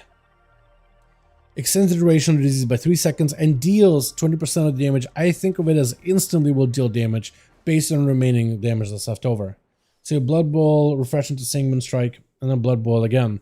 Yeah, like you'll just have to Blood Bowl a couple of times, but I imagine they're probably going to... I think they'll end up changing that a bit. But that seems like min-maxy. That seems like very, very min-maxy on single target. I don't think you'll be changing up your rotation. I think you'll still be holding over a charge of Blood Boil. I think if you're trying to do most single target damage, you'll probably do it. But 20% of a dot that already hits for like nothing, I don't think you'll be prioritizing it. Just call it a hunch. I don't think you'll be prioritizing that at all. But maybe I'm wrong, right? Maybe I'm wrong. Who knows, right? Yo guys, what's up, Brandios? You had my man. Hope you have a good one. Yeah, I don't know. I don't think it would be prio in it. Prepare like blood. Oh, I guess it does 200% of their main damage. Oh, I don't know. Maybe 200%. I didn't read the top part. Blood Plague Virulent Plague consumes the disease dealing to 100% of main damage while it gives the land is active and no one consumes. Extends it. It deals to 20% of their main damage to the enemy. Oh, okay. No. Well. Damages an enemy over on plague and consumes it while Gifted Lane is active. Oh, okay, so like when Gifted Lane is not active, you'll want to refresh it. Yeah. Maybe. Yeah, I think you're right. Maybe you're right. I don't think it'll be that difficult though. I feel like for Blood DK, you just have a very simple rotation where you just mostly, like once you get set up, you mostly just spam a Heart Strike. So I feel like giving them like a little bit more to do with Vampiric Strike and like consuming your dots, I don't think it'll be the worst, especially if you can get a bunch of those Death Strikes to buff up the damage of your dot, and then you consume it. I don't think that'll be the worst for Blood Death Knight. I think tanks in particular could probably use a little bit more complexity in the rotation. I think they'll have a lot more fun with it. You know? Oracle Priest, on the other hand, is a little different though. I want to see the one between Affliction and Demo. Yeah, same. We don't have the Affliction ones yet at all though. We just have like nothing for Warlocks, man. Nothing for Rogues, nothing for Warlocks. It's actually kind of sad. I want to see Rogues, man. I need Rogues, dude. I need Rogues. I have 2 for Druids. Come on, man. No Rogue? Come on, Blizzard, please. Please.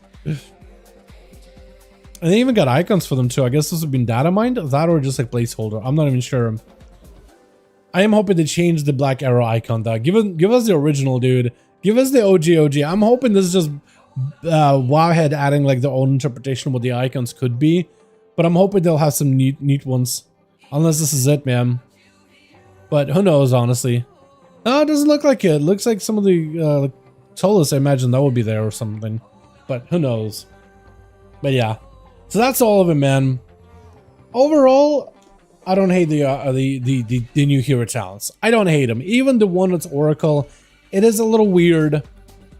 But like Death said, is the Shaman one out? Nope. Shaman is another one that we haven't seen at all. Need that one as well. Rogue, Shaman, and Warlock. I think those are the only ones that we don't have. Oh, Demon Hunter. I guess that'll be the 4 next ones that'll cover. I guess in a month time or something. Do stuff. I know, my man. But I guess thoughts on it though. Overall, on this 4 set of hero talents, thoughts, boys. Like them, dislike them, good direction, bad direction, any impressions at all? What'd you have for breakfast this morning? I don't know, dude. Share anything with me. DH only has 1, 2. They'll have 2, but like both Vengeance and Havoc will share 2. They don't have a lot of variety. They'll still have 2. Just Druids have 4, right? So they'll have for Druids they'll have. Let's see if I can bring it back up. Like you see at the very top, like Druids will have like Feral and Rester will share 1. Rester and Bounce will share 1. Bounce and Guardian will share 1. Feral and Guardian will share 1. Yeah, so it'll be a little different. I like him, but to be honest, mostly looking forward to Warlock and DH. Same. I want to see what rogues are going to get to. Yeah, if they added that, might as well get rid of the specs, but overall looks good. I don't think they're trying to get rid of the specs. They're just trying to find like another way for us to add to our specs. I guess in a way, think of them like, if you played in Shadowlands, think of them like, you know, those conduit boards that you could do in Covenant stuff. It's like the board of conduit stuff, and you get to pick some options. Not the same like farming method, take that out of the picture completely. Like take Renown and all that garbage in a trash can, but just the idea of it, right? Which is kind of like a pseudo glyph system in a way. It's kind of like a pseudo glyph system with passives and a couple of choice nodes you get, and an active ability or ability just forms your playstyle or just passive stuff. Shadowlands 2 year real bad dream. I know, right? Damn, dude. Yeah, when you put it like that, makes me feel old, dude. Don't do that. Don't say that out loud. Not allowed. Banned. Oh no. Alright, boys. Let's do some dailies. I want to do more evoker keys. I've been having a lot of fun with this thing. It actually has been a blast, and I've been playing it quite a bit. I've gotten a bit of gear on it. I still need a lot more crit, but I also got I almost got KSH. I've been trying to do like, I can't really do a proper 0 to hero challenge, but I've been able to play this thing a little bit here and there to get myself a better score. I need a Throne of the Tides. Is there no 17s? That's raid. Or, actually chat, I'll let you guys decide. No Lego? I haven't even tried so far. Do we do Lego on the Death Knight, or do we do Evoker Keys? You guys let me know, because I want to do both. Warlock is 486 to 287 when fully upgraded. 278. 278. I don't know what 278 is all about. Is it 872? Is that what it's supposed to be? 478. Oh, or 487. Evoker? Hell yeah, dude. I've been playing Dev on this thing. I'm not playing Og. I think it would have been really fun to do a 0 to hero challenge on this thing. I think it's still possible for me to do that as Affliction Warlock. Oh, I need the bird. Give me the bird. Oh, it looks so good. Oh, it looks so good. Oh, look at the bird. It's so pretty. Oh, what the hell? Ned, what guild are you in? Idiot. What guild name, man? I like it. Alrighty. So I still need a Throne of the Tides and like a decently timed one. So we'll try to see if we can find Throne. Like a 17 or something. Og. Yeah, I've already had people asking me like, Og? Maybe Og? I just want to play some Devastation. I just want to play Developer Evoker. There's actually not that many Tides that are 17s. Actually like none. Maybe I'll try for like a 15 or something just to get score, because I feel like, or they'll just let me in. Or they'll just let me in. I'm okay. Okay. That could work. Alright. I feel like I should buy some potions, by the way. I feel like I'm trolling when I'm not using potions. Also, I need to sell some of this gear that I don't need at all. I end up hoarding gear constantly.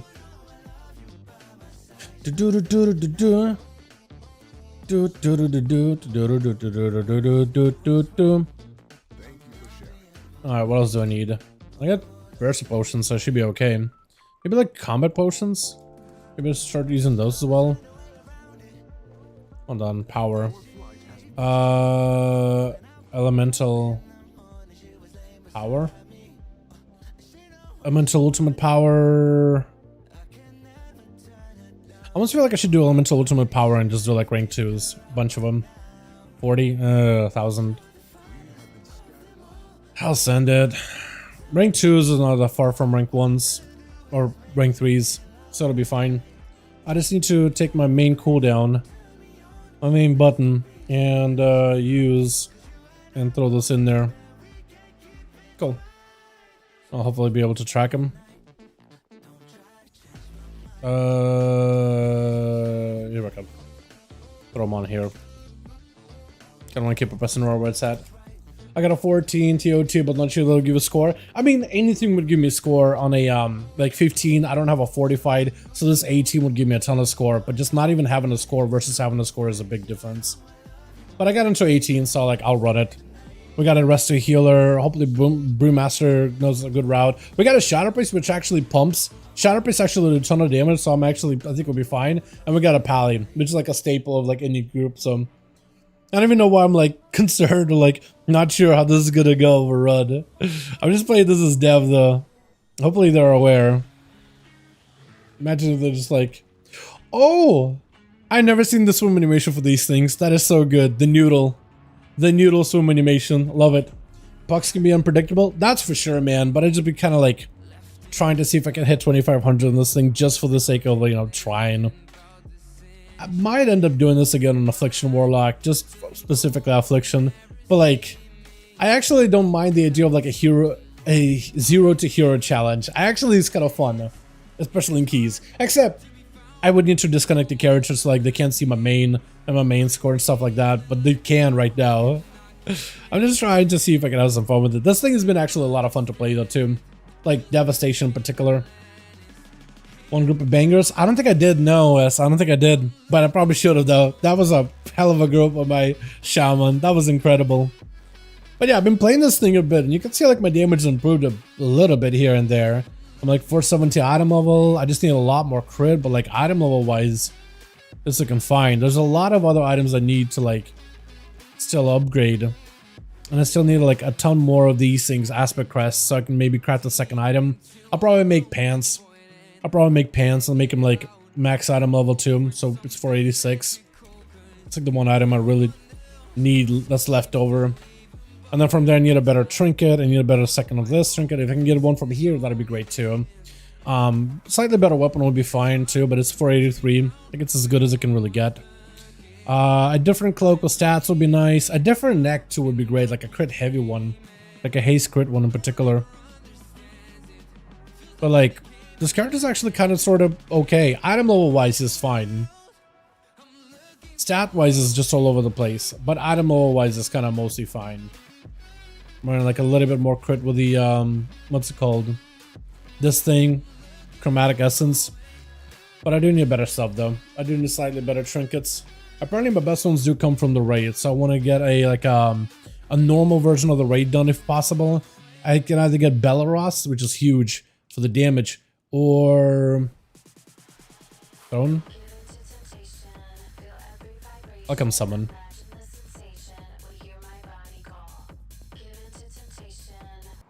Let's see if I can find a different mix for this. There's a panda.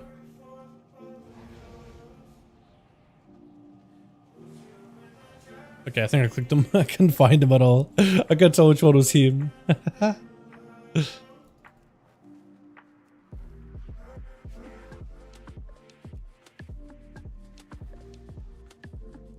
Let's do this mix instead.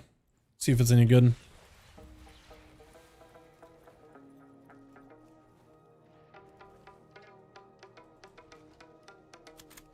But yeah, I just need a little bit of better gear for this guy. That's all. Do a full normal run. After this, I want to see if we can get our Lego on the Death Knight. Fall? What the? Is he leaving? Or is he like just apologizing that we have to summon him?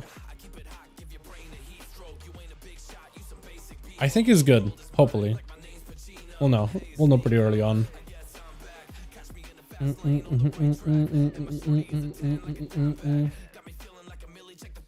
I'm also not sure if I should change the sounds at all. I got stun. I got a root for the ads. I got a shield, which is kind of good actually. I haven't played with this in a long while, but that's strong. 30% of overall health, just a shield. Pretty solid. Plus double wall, kind of nice. Honestly, like playing this thing a bit more, it's squishy, but also not at the same time. It's squishy, but also very not squishy. I just gotta like pre-wall, pre-use stuff. I'm gonna guess he wants to lessen the opener, especially if he goes big. Gonna lust. That sucked. I'll go. Ah! What? Melee'd. Did I just aggro them? There goes my burst. What was that? I was so lame. I hated that so much. Oh my god. Evoker problems, man. Evoker problems. My entire go, dude. Oh no. I need that, what is that? It's like a de-aggro buff that augmentation gets. Can I just put it on myself? Can we just give that to Dev? So I don't have to like immediately walk in and just die? Just because? Please? Please? That was so lame. I hated that. Potential actual go, and we just don't get to. So takey. Okay, I can't literally get melee'd. I cannot eat a melee, but normally this thing is tank. Okay, you know what? I can't even say that anymore, can I? Literally can't even say that it's tanky. Not allowed to. That's so lame. I hated that. Hated that so much, man.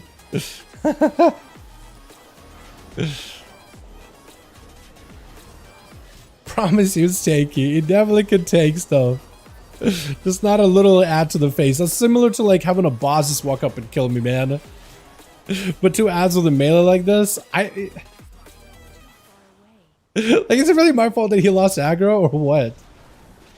I guess so.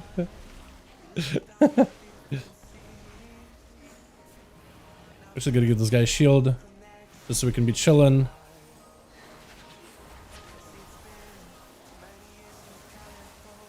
I just gotta catch up. This is fun.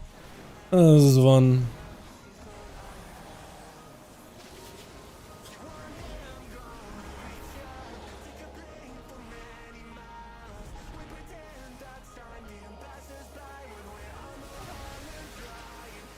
Try to avoid this guy as best as I can. Alright, we're gonna have to catch up. Like, our cooldowns just didn't get any value. Make sure we go to promise. Okay, I know, it just sounds like copium at this point. I'm just gonna shut up then. I'm just gonna shut up, because that's all I got is copium right now. I'm not gonna try explaining myself, man. Oh, it's a 20. Wait. It's a 20. That kind of makes sense why everything hit me that hard. I was thinking like an 18. I didn't realize he put a 20. I thought this was an 18. I mean, we'll get a 20 done. You know what I mean? Oh, put a 20 to he. Was trying to snooze, bro. We're just trying to chill at 18. Okay, well that kind of explains why I got hit as hard as I did. If he's careful, like if you can pull everything here and hold aggro, we can still do like a really solid go. Okay. I'm just afraid of these ads. We're gonna knock him. I'm just gonna stay on the move as best I can.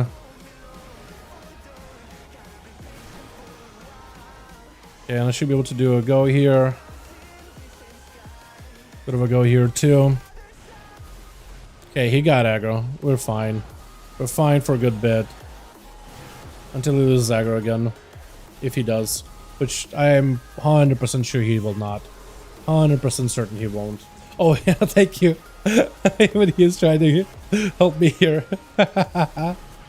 Oh man. I can help you a little bit, right?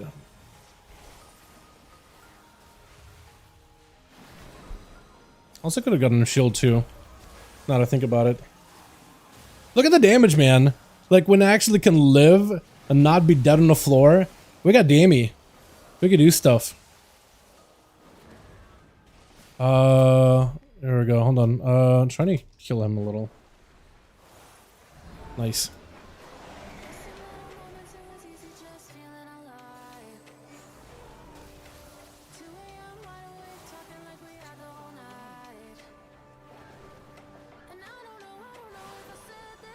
Try to kick this guy if I can.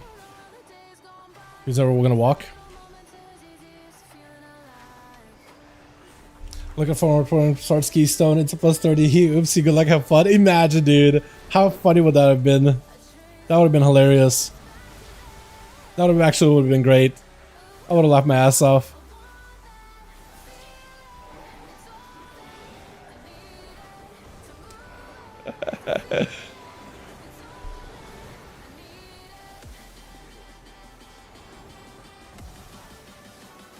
Okay, I'm gonna try to see if I can save my cooldowns for this big group. Let's see, he's gonna just pull one. Or is he pulling all of them? Okay, he's pulling all of them. I don't know if he meant to pull all of them or not, but here we are. We are here.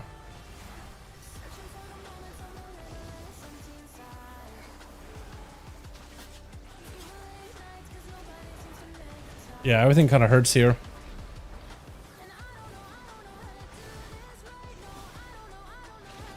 I don't think he meant to pull all of them like that, did he? Yeah, I'm gonna guess he didn't. Wait, maybe I can kill something. Kill the dog? One of the dogs? Beam it? Trying to kill something here. Oh god. Ouchies. Big ouchies. We still got the pull. Hold on. We still can maybe sort of kind of do it. I'm just trying to keep myself alive here if possible. I mean, we're still doing it. Sorta. Oh, he's still after me. Hold on a second. Hold on. I can cut him circles. Actually, max range him. Should reset it. What? I'm sorry? Oh god, no. Oh god. I guess I'm dead, huh? Unless somehow we live it. Somehow we're an animal live it. Oh, you run it back? I just want to live, bro. Okay, I guess I'm dead. I don't know. Want to run it back? Because I'm trying not to die. Hi Dal, level invoker. Level? I level for somebody. IDK thought we were running back and kept it going so it didn't reset. Might be, I guess. I thought we were just running back. I was doing pretty good just living. I was trying to kill some stuff off. I probably could have kept going in circles like if I was just super careful. But like, we killed one. That was so bad. We killed one. So bad, dude. Alright, pulling by himself, yeah, maybe. Because I don't think he even meant to pull all that there. By like his reaction. That didn't look like that was his original intention there. To be fair. I can still have a go.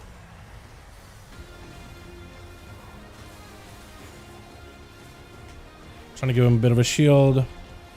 Just so he can live. Maybe.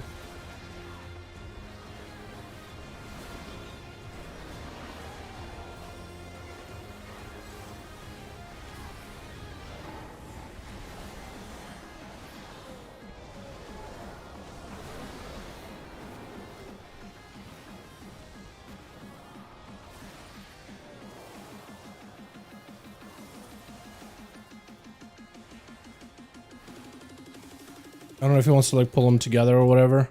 Honestly, probably should pull the, yeah, pull those guys kind of on their own.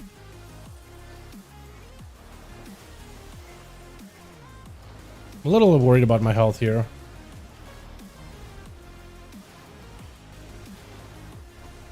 Trying to see if I can root them all. Keep them at bay.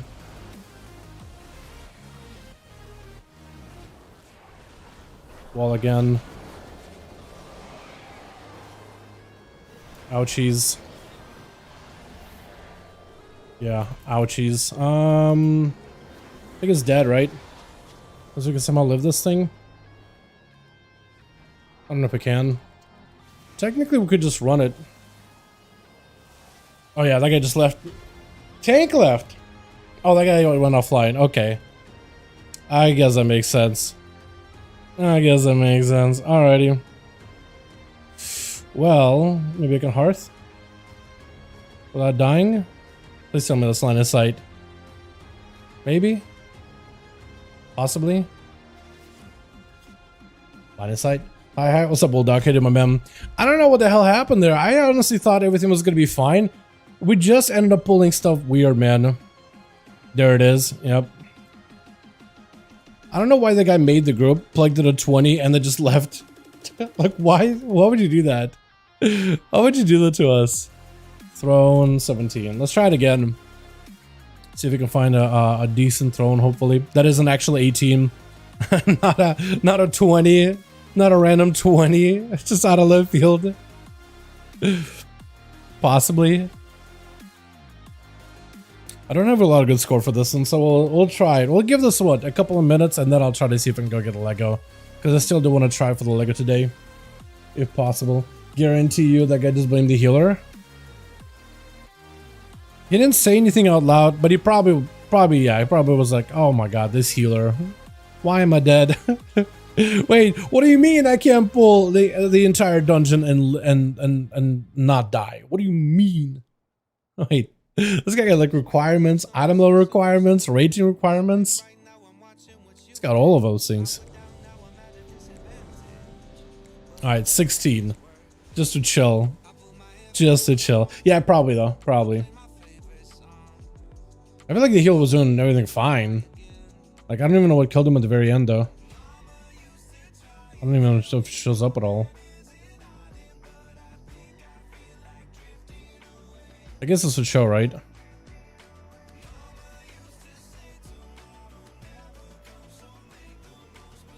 He got meleeed, he got razor jaws, he got thrashed by the invader, and then razor jaws down.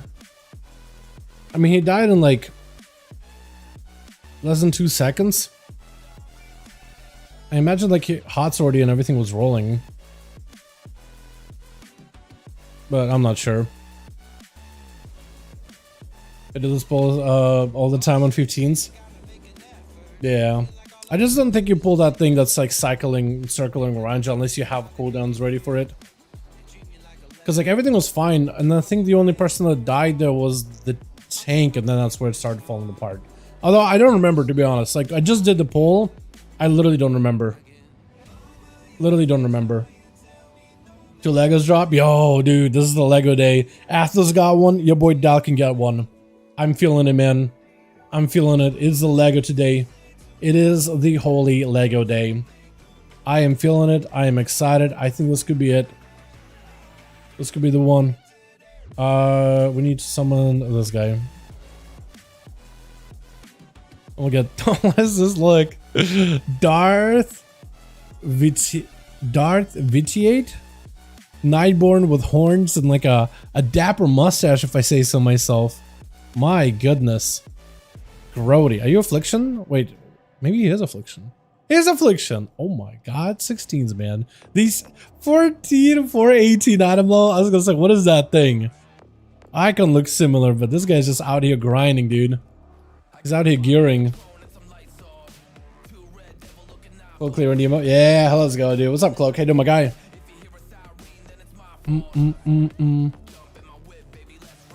That's another, actually, while we were earlier on the topic of hero talents, I do want to see what they have, what they're gonna get for hero talents on What am I thinking of? Honestly, can you place a beacon on me? Not on Darth Defeat? Let's see, he has less health than I do. How much health does he have, actually? Oh, yeah, he actually has less health than I do. Yeah, he probably needs it. But I want to see what hero sounds like evokers are going to get, like Dev and Preservation. What they'll share. And a heroic pips. Let's go, dude. Hell yeah. What do you know about mustaches? I don't know a lot, man. I don't know a lot. Call it a hunch. I do some research here and there. I don't think I even potioned that run too. Alright, I'm gonna just give the tank an opportunity to go in, do damage, set up aggro. They're not announced hero talents for Feral? Not yet, no. We know what the name of it is gonna be, but we don't know what the actual bonuses are gonna be. At least not for the time being. Oh, it's his key. That makes sense, I guess. Yeah, that to not roll on final roll. To not to roll on a final roll? What do you mean? For pips?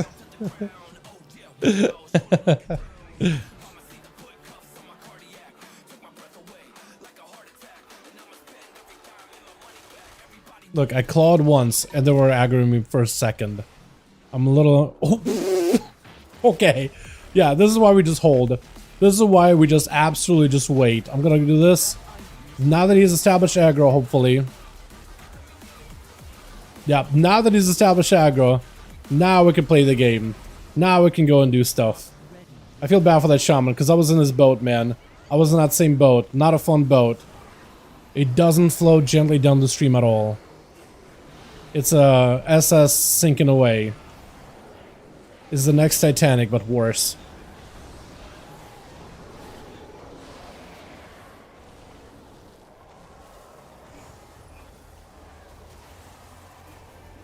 But I'm still going. Hold on. Still got buffs.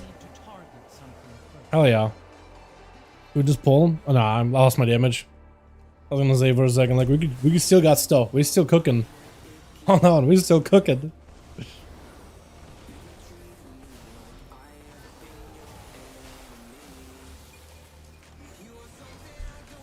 It's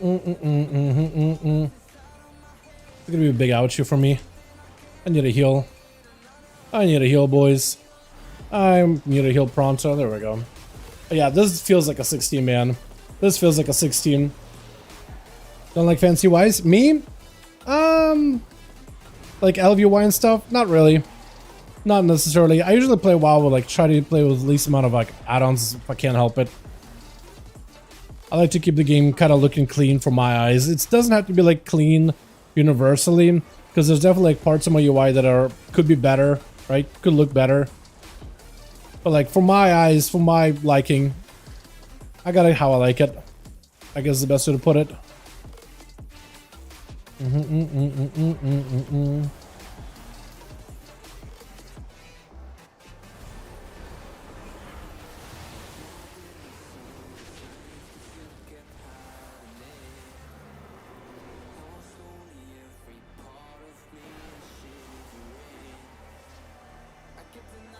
Oh, I played it regardless? Yeah. Not necessary. At least I don't think so. It's also a lot to manage. Like constantly updating everything. Not fun. Trying to hold my cooldowns here if I can for the next pack. I'm still gonna have to kill this guy anyway. I'm gonna have to kill him anyway.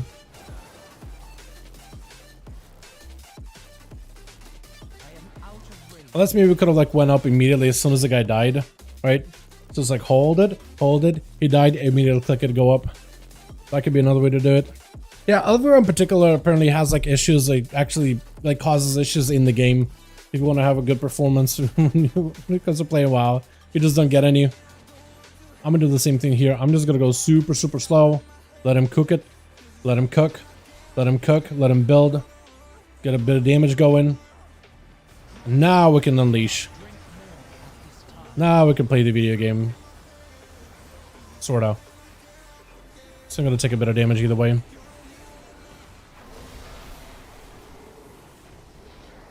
Gotta root him in place. Do one of these. Build it, build it, build it.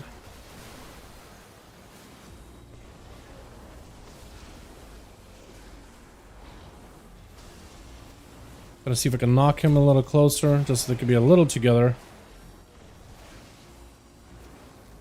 Okay, they're not really getting next to each other, which is kind of sucky. I can't really do much about that. Do one of these. At least they'll all get taking damage, but they're cleaving. Try to kick, kind of miss it completely. Oh, thank goodness. Thank goodness, my guy. My boy.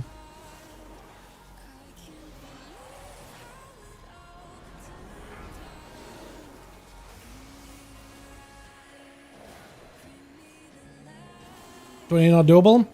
I mean, with that group, I feel like the comp was fine, but like, yeah, the comp was totally fine, but the pulls were a little funky, right? I think that one on a 20 this week is very, very doable. Like with the group that we had, very doable. It's just it's not really gonna work super well, I think. Okay.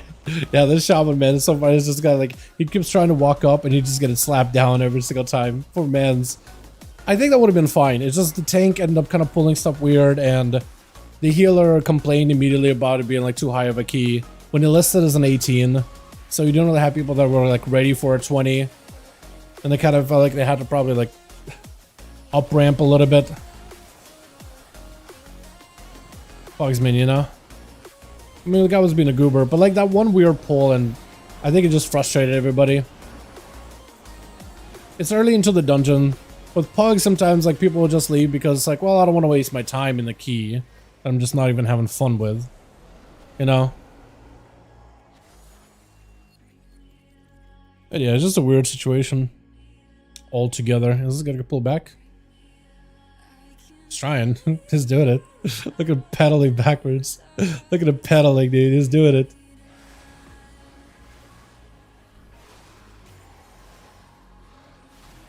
I'm gonna give this guy a bit of a shield because I need one.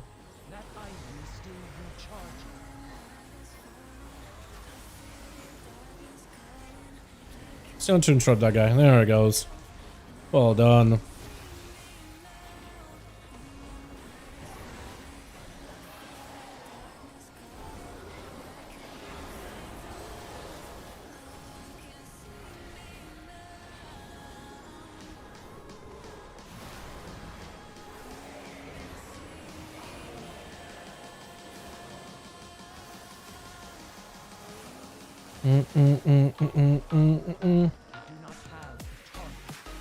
I think once I get a little bit of score from this dungeon in particular, I should be able to get into 20s, like actual 20s on this guy a little bit more easily. Seen a little bit more score. Because currently I have how much? Like 2200? Yeah, it's not a lot.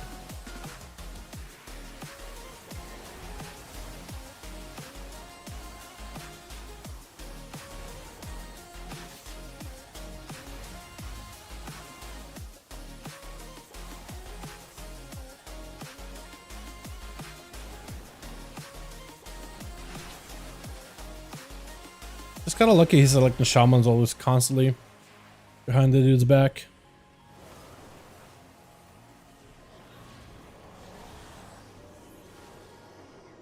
Oh, they're not social. Oh, that's so good. I forgot that they're not. For some reason I thought they were gonna be.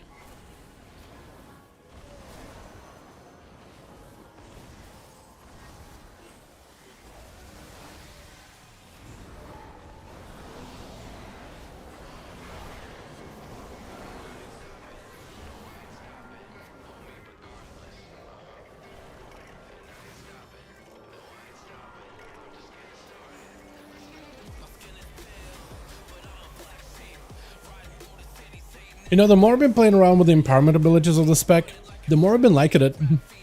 Like, a ton more. It takes a little bit to get used to them a little. Because of, like, the way you would use them or whatnot is a little different. Like, how much you want to channel your fire breath for. There's a little bit of a different timer to it, depending on the situation. Like, there's a context to all these things. But I kind of like the context, though. Except when I get blasted like there. That's not fun. The spec does a ton of damage, but it is very, very squishy. Like, I feel like Evoker maybe could have made a little bit tankier than what it currently is. And I would think it would just benefit it Because remember that being like a reaction for a lot of new players that picked up the spec for the first time. It's like, yeah, it's pretty decent. It's just kind of not tanky at all.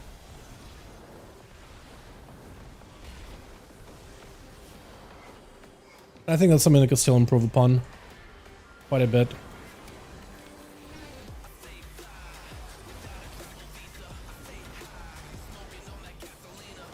You don't have to go that far, my guy. Oh, he needs a heal. Hold on. Let me help him. Actually, let me just give you a little bit of support. Get one of these in there.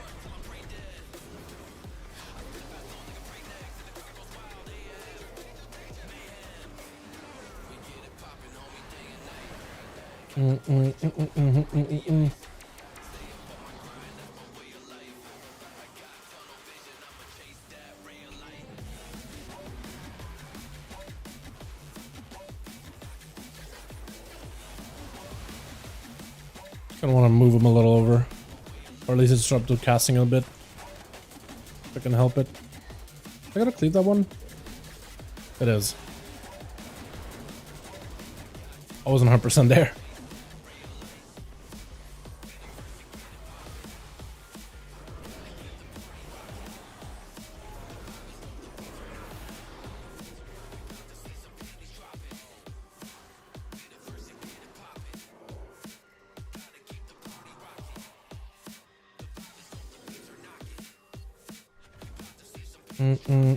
Did I lust at the pull at the beginning?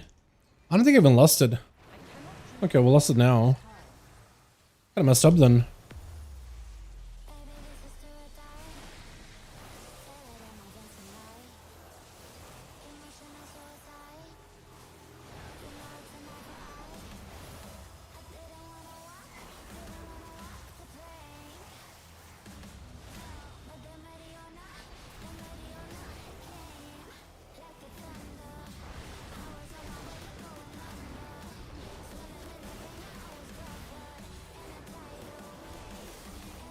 Ah, kind of messed up my go. A little bit sad about that.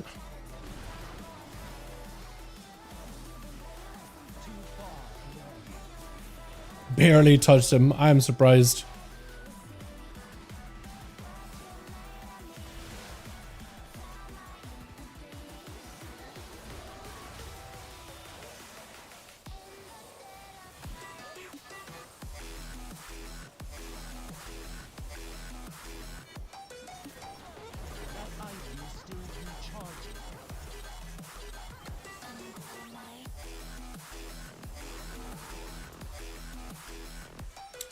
Kind of want to see if I can maybe live. Oh, I'm so dead.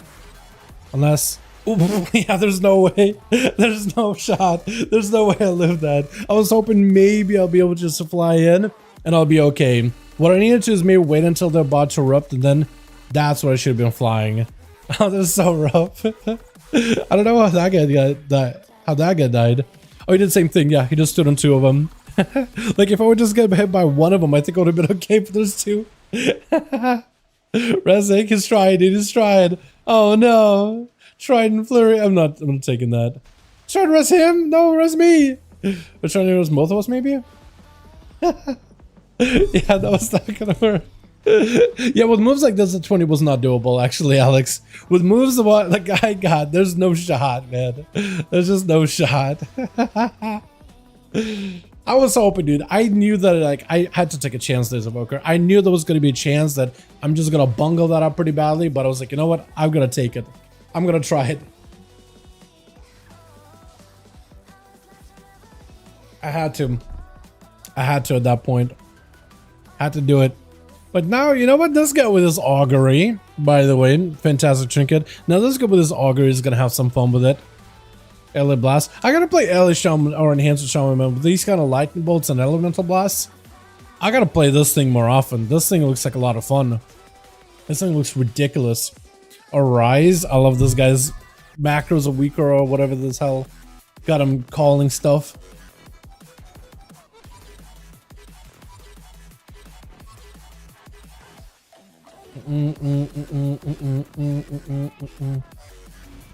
Got I ouch there? Yeah. Definitely.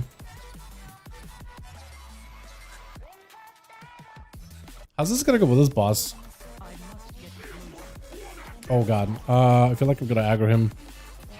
Press cooldowns.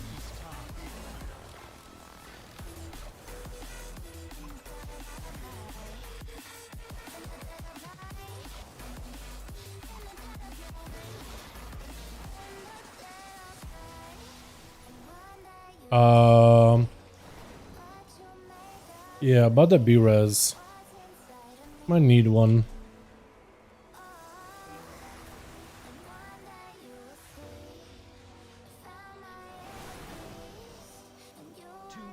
Maybe I can keep him back.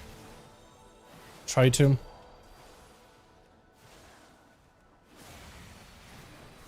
That kind of sort of worked, right? And the shield we got going is actually okay too. Like, I'll be able to at least kind of keep myself alive with it. Okay, we got the guy back then. Never mind.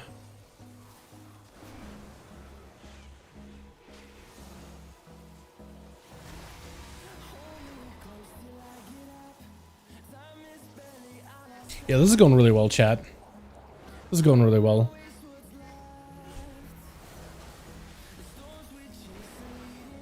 Can I root him? Is that a thing? I don't think I can. No, I can't. So I have to do this. Pyre them down. Get this guy out of here. Give him a shield too. That probably is a good move, right? That's probably the right move there, chat.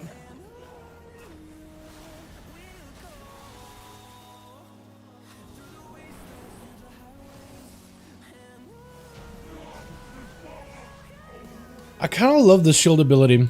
It's so fun to use. Like, I use it on AUG plenty, but like using it on AUG, like I feel like I'm so tanky on AUG. It doesn't feel that bad. Like, plus it just feels like it fits that support style of AUG, right? You're shielding allies, you're buffing them, you're giving them crit, you're doing off heals, but like it feels more meaningful and impactful doing it as dev. Because then it's like, I have a role, I'm there to do damage, but like when you can rescue somebody, ooh, doesn't feel so good. But also I think it's because this thing feels squishy compared to AUG, because you don't have cheat death. And you don't have the stamina buff that you constantly provide yourself with a, or party even, with obsidian scales. So it's just like using those things and then living, oh, it feels good. It's kind of like a hunter. Can I get out of here to respec? I mean, I guess if you need to. Sure. Sure. PRP real fast, okay. I wonder if he's gonna respec. What is he running talents wise? Is this like a single target build? No, he's running Death Blossom. It does seems like an AoE set of talents. I don't know what could he be respecing into? Unless he wants to go different spec entirely. Not Affliction. Maybe man switch into Demonology or something.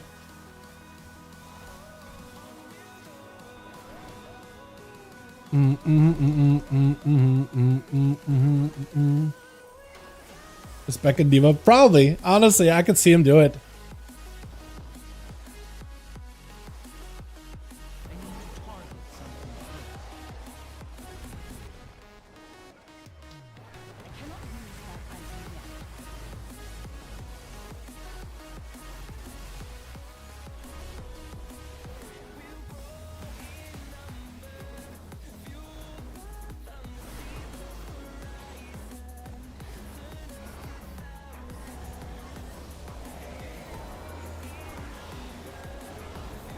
Oh, jeez.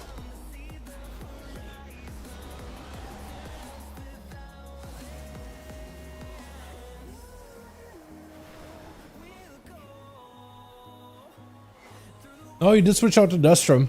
So he did switch over to a different spec. Not Demo, though.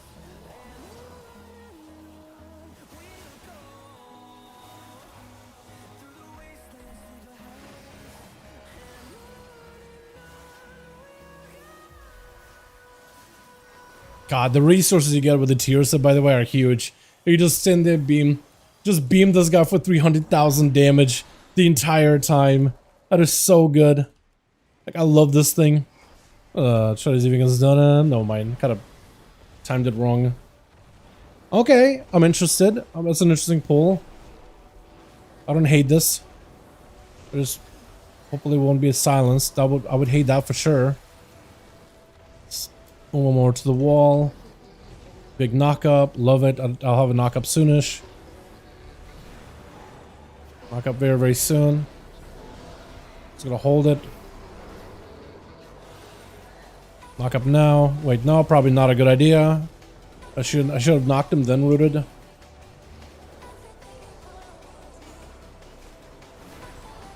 Knock him now. Hopefully somebody got a kick or whatever. I got nothing for those guys.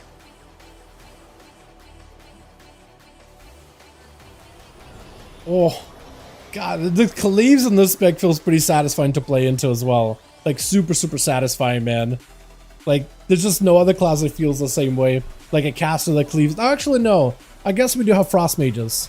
Never mind. I think that would be unfair to all Frost Mages everywhere. But Frost Mage also feels pretty good.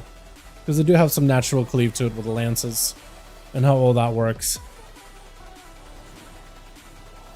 But like, just that empowerment, the blue ability, the surge ability that cleaves. So fun.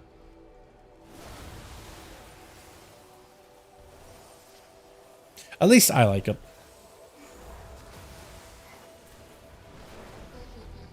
Frostfire Mage, kick W. I mean, this thing is as close to Frostfire as it can be, right? You got a bit of red, a bit of blue. You got Spell, Frost, and like Scarlet Fire, whatever. This thing is the original Frostfire Mage. In a way. Actually, not even in a way. It is literally the original Frostfire Mage. I think I'll do is this, just because this is a lot of AoE damage like we just gotta deal with.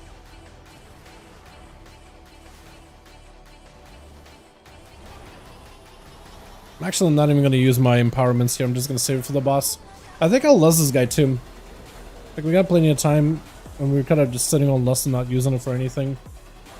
See that Frostfire Bolt? I got that in mind. Yeah, I saw. Although I will be honest, Frostfire Bolt in the War Within looks really, really cool. I think it actually might be more fun looking than Frostfire Bolt in what's it? in SOD. Like, this new version of Frostfire Bolt looks super interactive. The other one, if it's as interactive, then I think it'll be cool. But I don't think, I'm pretty sure it's not. Although I could be wrong.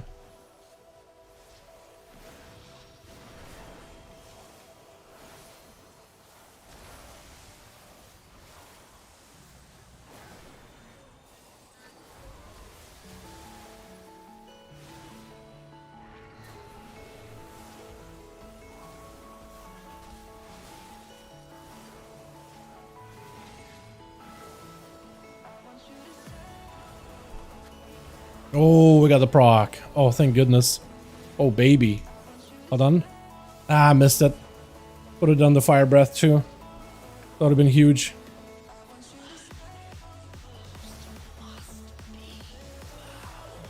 Oh, yeah. That's what I wanted to see. That's what I like seeing. Just being able to get like that clip of the beam as I go behind the pillar, so I'm just constantly doing damage. Literally zero downtime on this thing, if you play it correctly. Oh, that is satisfying. That is so good.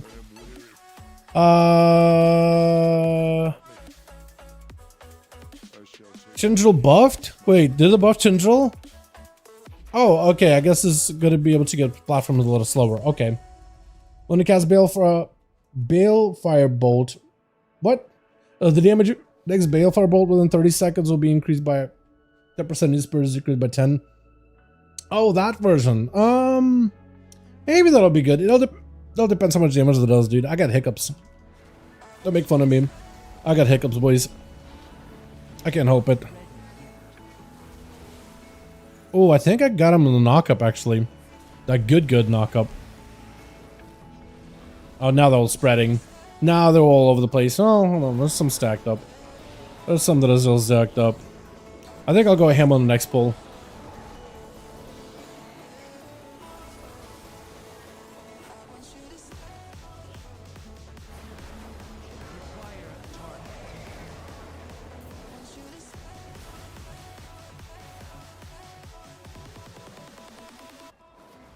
Balefire Bolt. That is what I actually named it, huh? I guess they couldn't really call it like spell fire because it's like everything. So that kind of makes sense.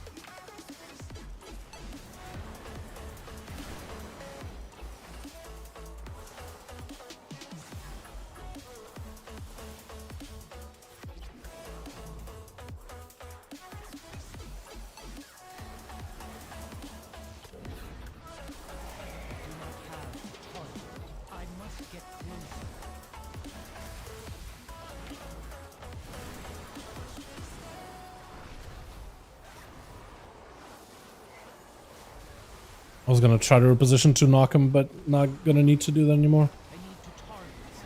Was stunned by the warlock. Man's huge. Man's a monster.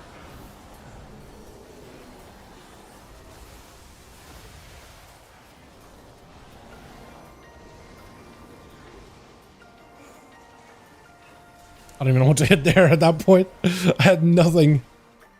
What am I gonna attack there? Uh-oh. This guy's gonna hurt. You know what? We actually is not gonna hurt that much. We got one of these.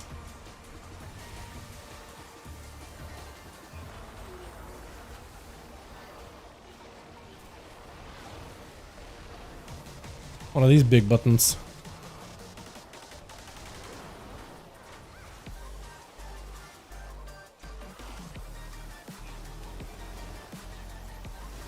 I'm gonna give you a shield.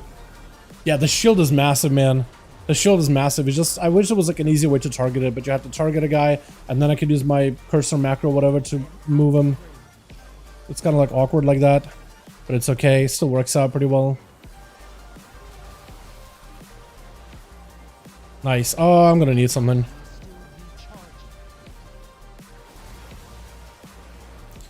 Still awkward. I'm awkwarded out. I don't like this. Yep, Habdu's dead. That's exactly what I was worried about. That guy is literally in a quarrel. Can I line him? Oh god. Help. Oh god. I need healing. I need healing. All kinds of healing.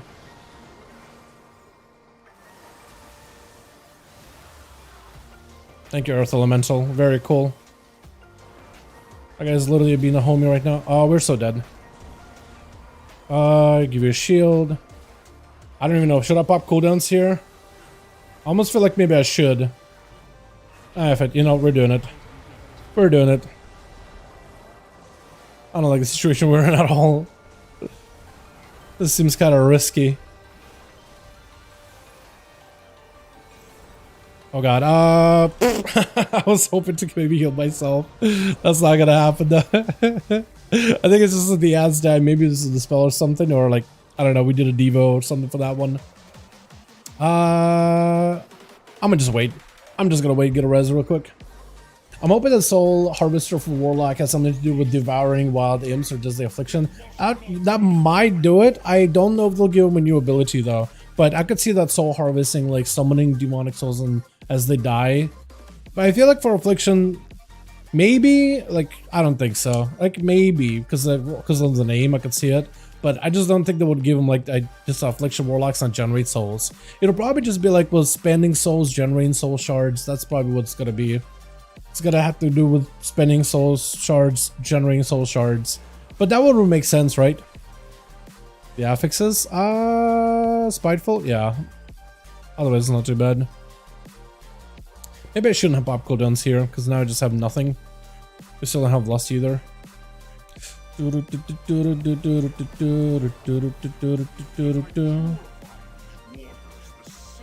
up in melee, so we can kind of stack these a little close to each other, sorta.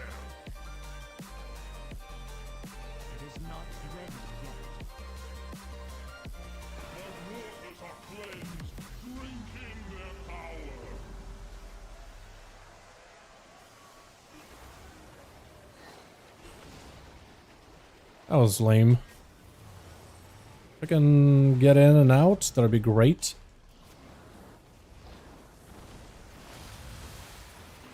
Knock him.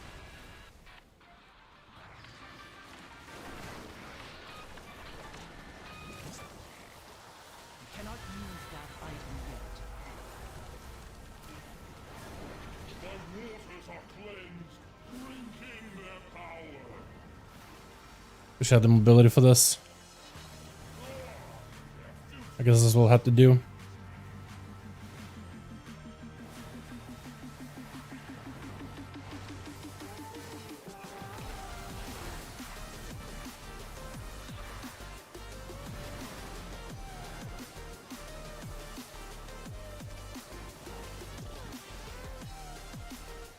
Just to get us out of there, bud. Just to get us out of there, bud.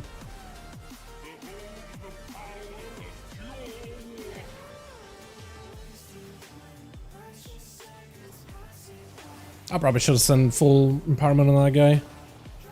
Oh wait, that still knocked me up? That's so lame. I can't even see you under my feet like if one is spawning. The explosives do the troll. Jeez. Alright, so that's 2300 score. That's a little bit better. That's a little bit better. I wonder if anybody get the trinket. Oh, hold on. Ring. Oh, hey. Do you need a ring? Oh. Need ring? I'd roll it. Can we roll it, Fred? 49? Come on. He got a 79. And he's got the trinket too.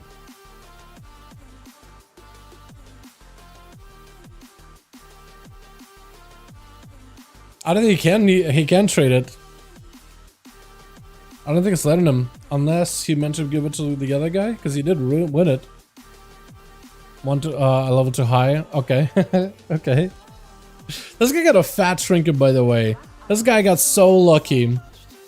The dude that going in, I guess it is his key, so like he should probably get some kind of gear out of it. But the dude walked in, didn't really do too much damage. I guess he's still gearing, but like, he's getting carried a little, right? Getting carried a little, get a fat trinket out of it. That's just how it be, dude. The luck of some people is kind of crazy. It's kind of nuts. I need a lot more crit on this thing, though. Like a ton more. Because if I crit more, I mean, my crits do so much more damage. Like a normal hit of Pyre, 98. Crit for like, what? Crit of Pyre, 190. So it's like more than double. Just a little more than double. And yeah. Now you're getting Lego. Are we really? I'm gonna try for it. That'd be hilarious if I get it. That'd be the funniest thing ever if I get it. How to relink my HC for rack tank trinket to get invited to a raid? Really? What kind of a raid were we trying to get into, huh? Let's try to see if we can find like a normal or merge cell for the big boy. I heard of people linking like achievements.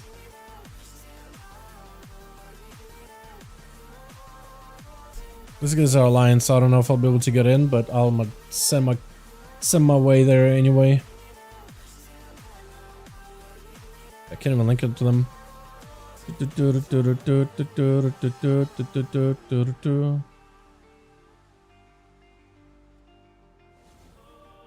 These guys, though, I can. Mythic Tindril.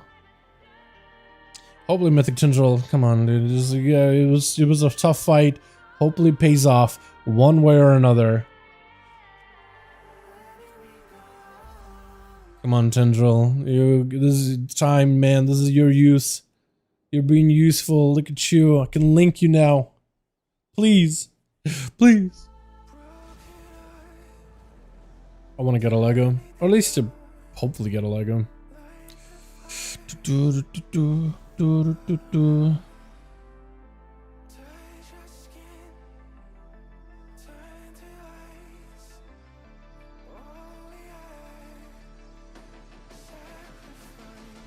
Yeah, okay. That looks like it's all the groups that are up. It's like 4 that I signed up for, I think. I want to find like an actual good mix for NCS. Is it the one I'm looking for? I just want to find something to chill and vibe to, man. That's all. Actually, that's a pretty good one. That's a pretty good one.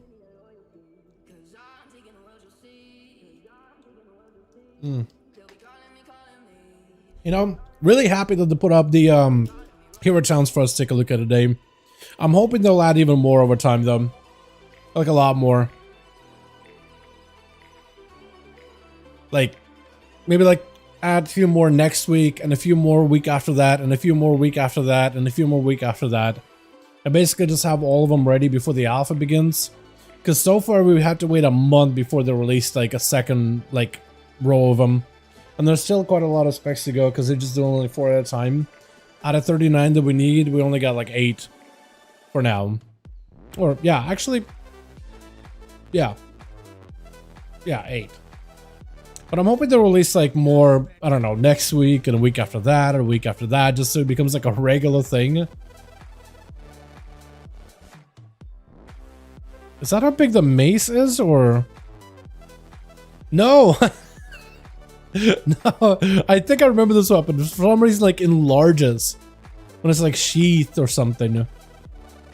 Yeah, the thing looks huge. I was like, there's no way that was a mace from season 1 like that, right? What is that? What the hell is that? Am I not getting any bites? Chat, we're going for another dive, man. Second run. Second dive down below into the depths. Smoldy, T-Swift. Like, should I just join a T-Swift group? Should I try? Just kill T-Swift really quickly and then get a chance at Farak and hope they don't fall apart.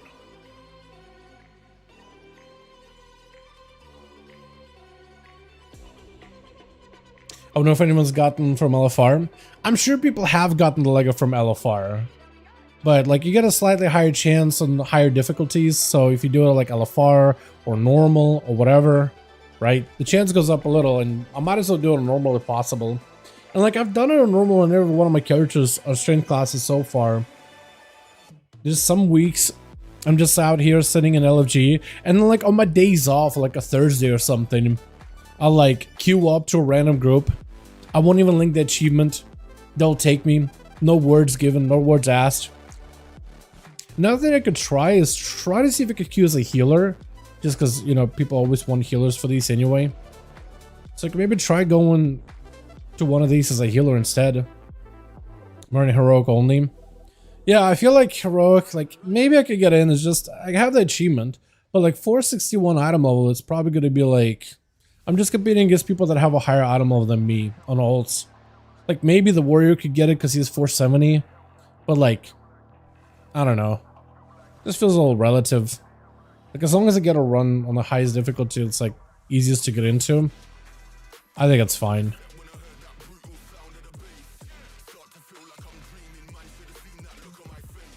Like, it looks like a frag group, and maybe they needed a tank. Like, I feel like I could tank it just fine. There's just not much going on there either. I mean, should I try a heroic? Just up in Farak and sign up to all of that MC.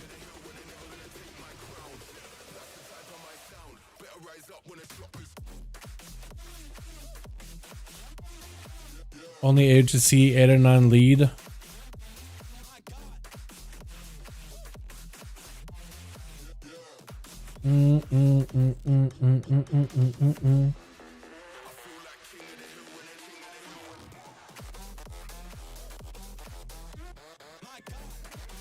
What was a frog group just now?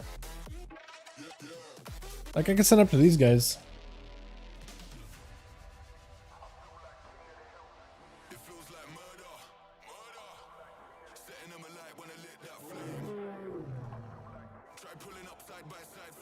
I'll try it. I just don't think I'll be able to get in on my item level. I think that's gonna hold me back the most.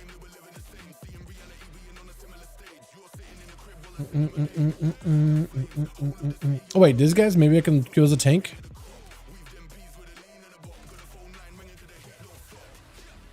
I'll try that one. The Valentine's set plus Darkman Jester headpiece, it's good. Oh, the shoulders from the trading post for Warlock also really good because they have little hearts on them. They're like upside down, but it kind of looks like hearts. And then like the color scheme in general is pretty good. I got declined? Man. We needed a tank. Look, item level. Like, it's normal. It's perfectly fine. I'm 8 out of 9. Look, I rate on this thing. Like it's a head raider IO that see the achievements and all that. They are alliance, so they can't like whisper him anything at all. Just got a lame flame streamer card. I don't know, man. I think that will actually backfire pretty harshly. I don't think that'll work at all. Yeah, like heroic one that I tried to get in on, like it just, I'm in wait queue forever, eternally, because they're just waiting for high item levels. Oh, I see it. Yeah, it does kind of fit together actually.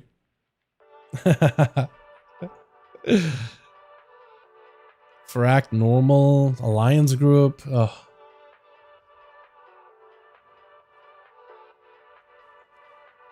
Like maybe this one. I don't know, man. This one joined in while they're looking for healers. I kind of just want to be in and out. You know what I mean?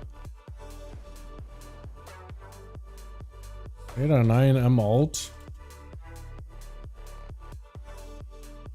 They're alliance, so it's not like I can whisper the achievements or anything.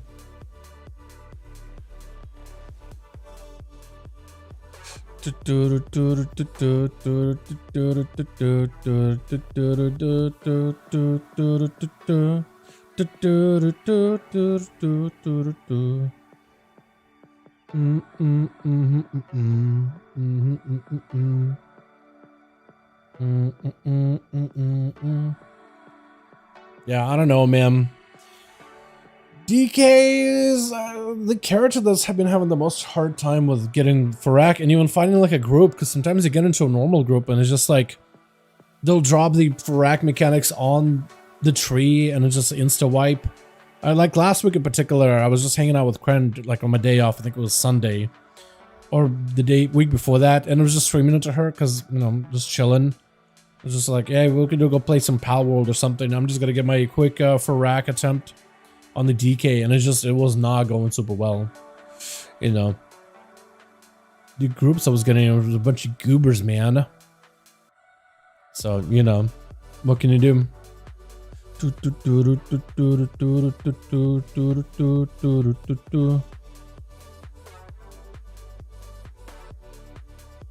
You competing against 100 other plates, trim, like higher item level plates, trim, like 8 out of 9. I don't know, man. It's normal. Like I've killed him before, and this guy too.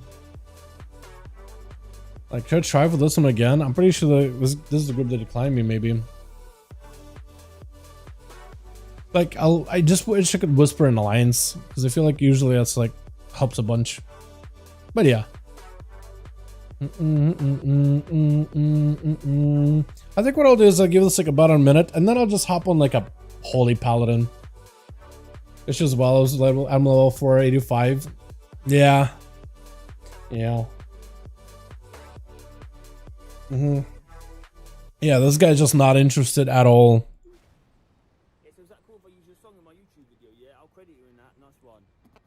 On to the next one.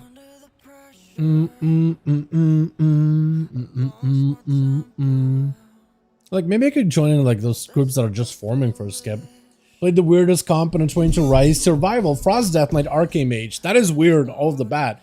Holy Priest and a Bear. That is weird, actually. Hold on. The smoothest run I've had in a long time. I actually could see it.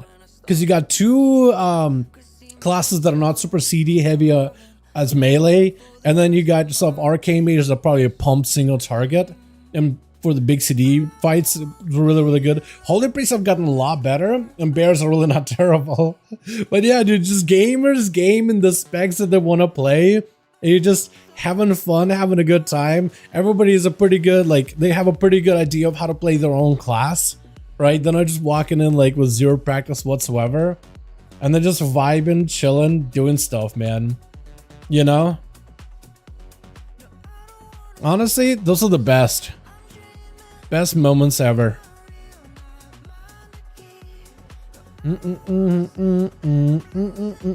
Instead of I took a cloth mail group as a DK because I like my trinket lol. He just by Lincoln. Wait, this guy get his Lego? I think he's in the quest, yeah. It might be. Take a damage to chance to fill a little blaze and rage, causing abilities, deal. Yeah, I think he's actually doing it.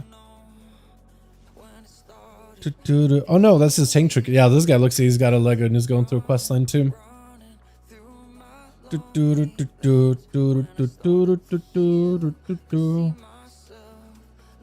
Yeah, I'm just not getting any invites. Let me try Paladin.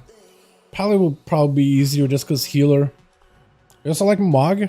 I decided to go full trading post on that thing with like a pink hammer and everything. Just the whole wazoo, dude. The whole thing. It actually looks really good. I like it a lot. Just like really chill. I don't think I have a functional weapon that can work on a holy spec though, in the same way, but I'm gonna try it.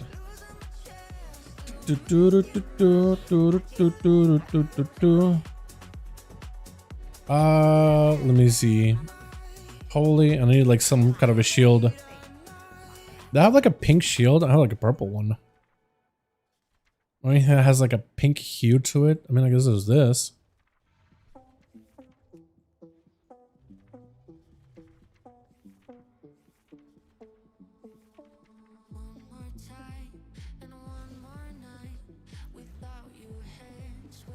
I guess I could also do the artifact weapon, right? Would it let me? Oh yeah, totally will let me. Yeah, that'll work. Bingo blade stuff. I think this is pretty good. This weapon works really well.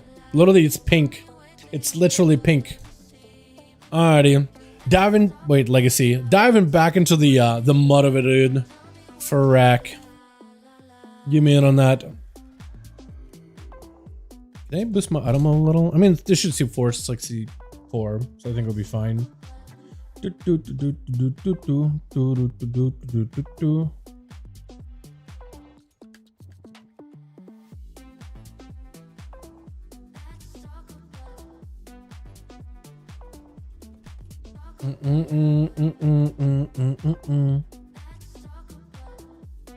me see if there's normal groups. I feel like that'll be even easier.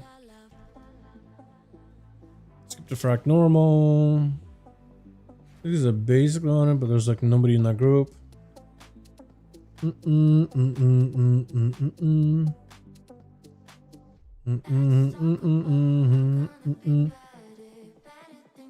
All the frag groups gone? Am I seeing this correctly?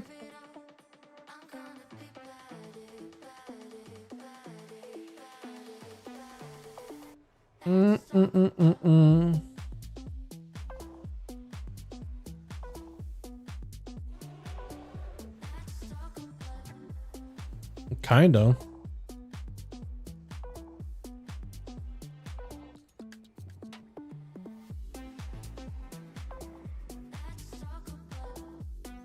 Alright, let me just do Farak.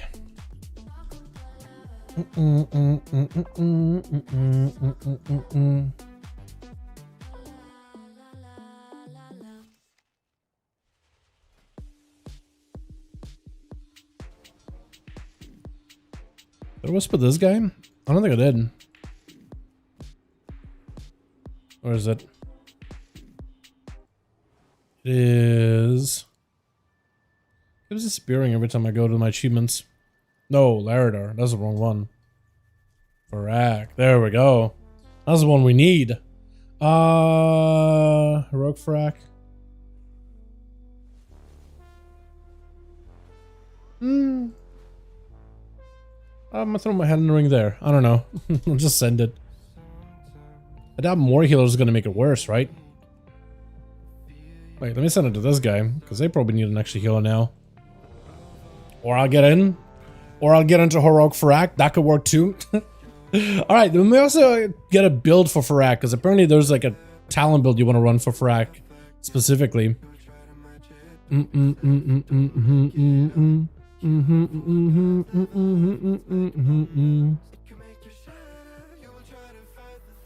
Export. And we will Farak. We'll run this. Whatever this is.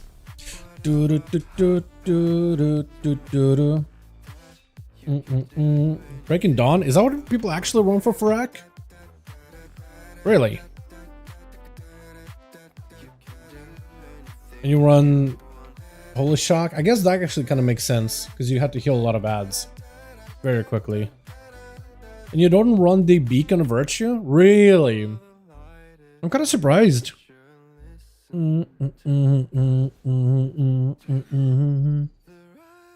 That's a mythic difficulty. Yeah, mythic for rag build.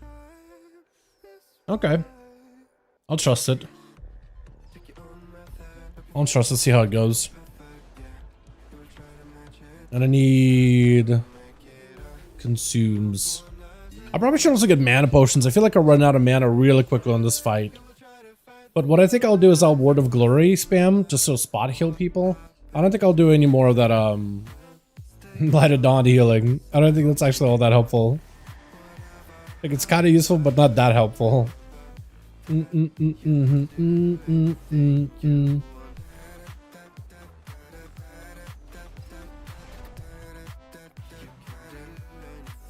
That's more of like a pad build, apparently. You know what? I don't actually like the Light of Dawn ability for Paladin. Am I the only one that's just not super into it? Like, it seems good for like overall healing, but it doesn't feel like effective.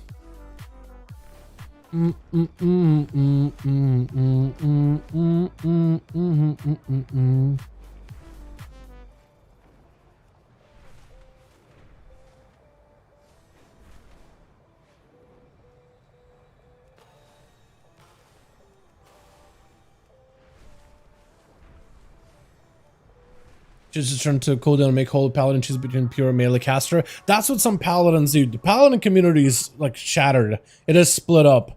Over the last few expansions, Paladin have gone through a variety of different builds, man. LODs, do you do?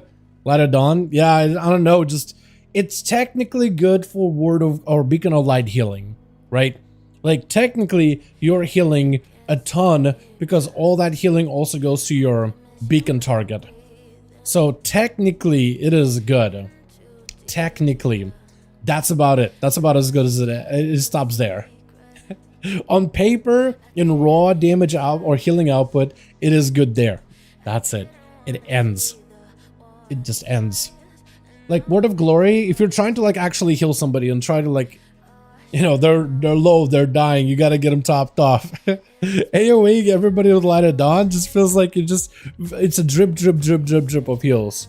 But where the value comes from it is like, yeah, it's like a drip feeding everybody with the ability to heal, but the person that you have beacon on, they get that full value. So it's almost like, it's a little bit better, I think, the Word of Glory healing them just for beacon, if you really just want beacon target to get a ton of healing.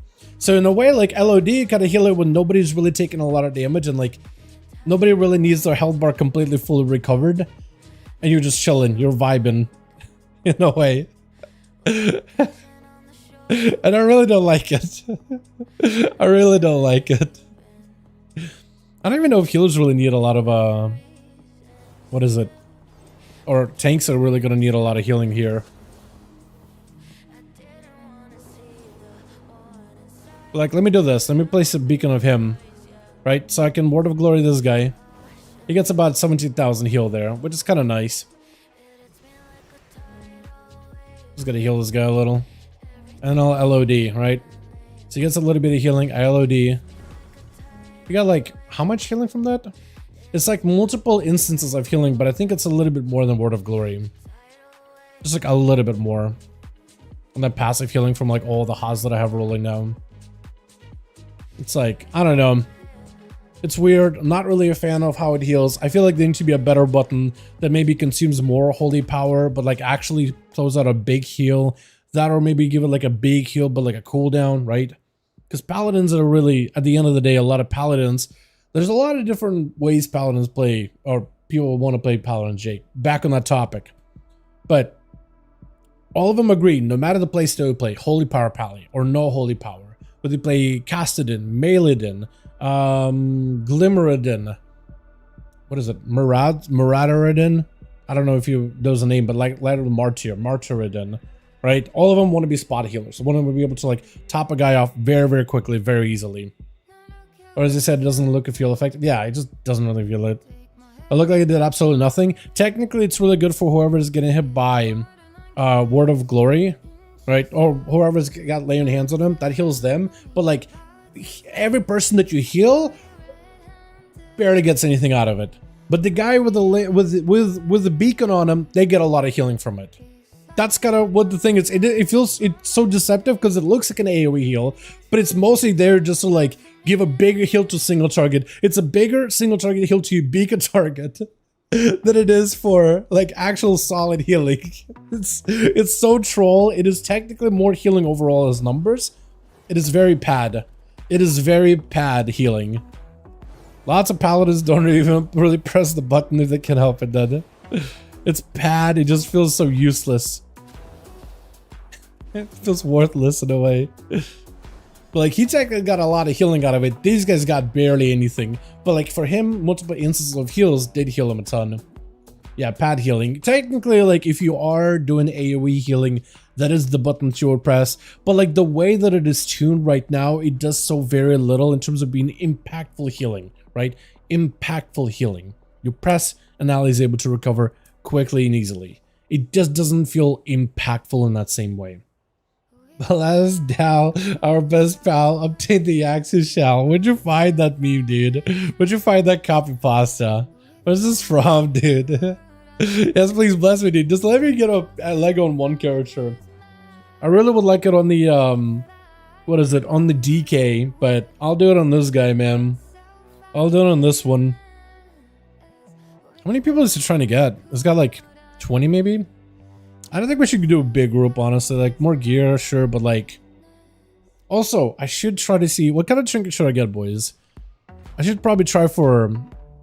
Rage Heart, yeah?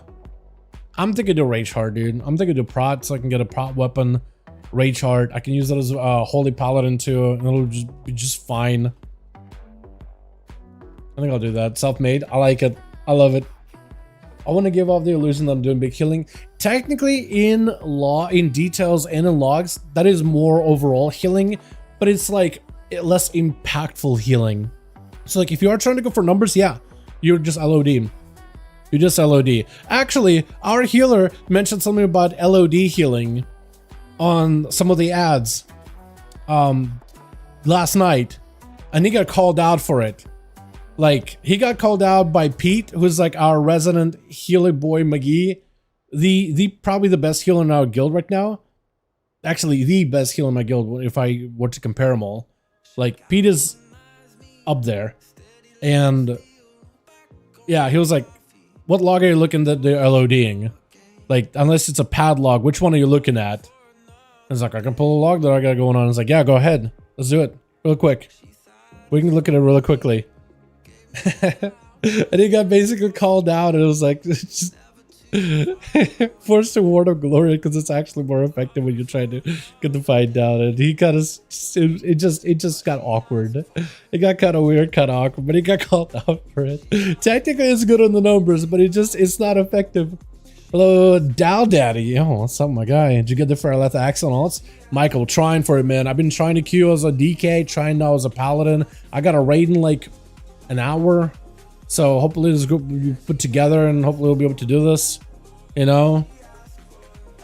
It could be like this, dude. Just send it, let us win, let us please just one-shot this fight. That'll be wonderful. Just please, DK, save your grippy hand for like the ads, you know. I hopefully just like a one bang and we can get the hell out of here, but we'll see, man. We'll see. Frost DK? I like it. I like everybody here trying to get a Lego, man. Everybody out here trying to get a Lego.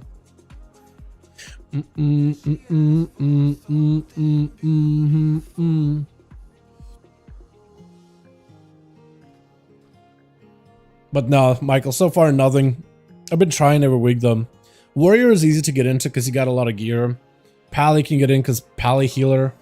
Death Knight is the one that's like been the hardest to get into on groups. I almost got to do a Tindril groups or Smolder on groups and hope they go all the way to Farak. Usually most of them do, but it like takes a little bit of time out of my week. With every one of the characters. Speaking about Farak, by the way, Mythic progression, a little small update. The nerf yesterday for Farak was huge. Like we saw P3, like we were not alive for P3, but we saw it for a couple of seconds. So like we get into P2, just not cleanly. Look at the seeds. Please, somebody just call out. I'll do seed. I'll do seed. Just don't make me do it. Just don't make me do it, please. I know how to do them. Just I don't want to heal and do them. So I feel like I usually, like even on normal, I mess it up. Can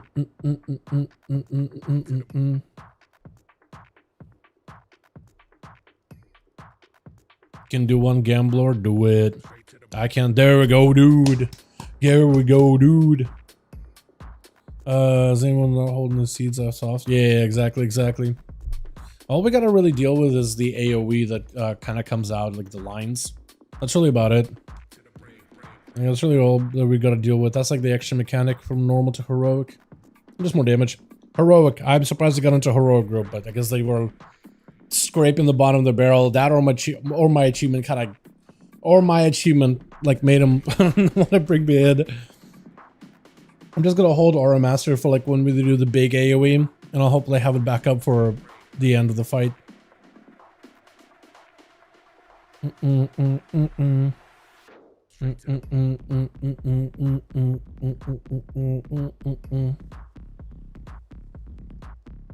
think what I'll do is I'll actually give this guy a buff, and I'll give, he has a million health though, Jesus. And I'll do Gambler, I guess I'll give him a buff too. I feel like the two dudes that are just gonna take a lot of damage, I should probably give them a buff. Because they're usually squishy. Like tanks don't necessarily need healing at all.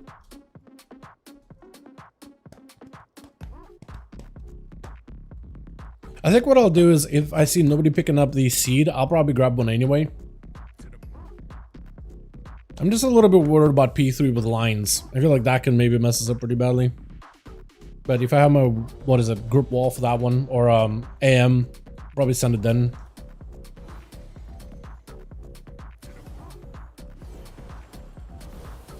What I think I will try to do is I'll try to be a little bit more conservative with my mana. Just like a hair bit. Because I feel like I'm running out of mana in this fight very quickly. I don't really have a lot of ways to like recover it all that easily. Feel like kill Farak on have a Demon Hunter get the Drake. Hell yeah, dude. That's another thing I also need, is the Drake. That'd be great too.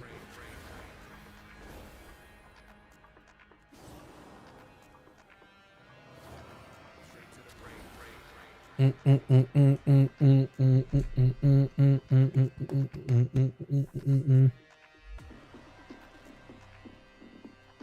hoping these guys actually go.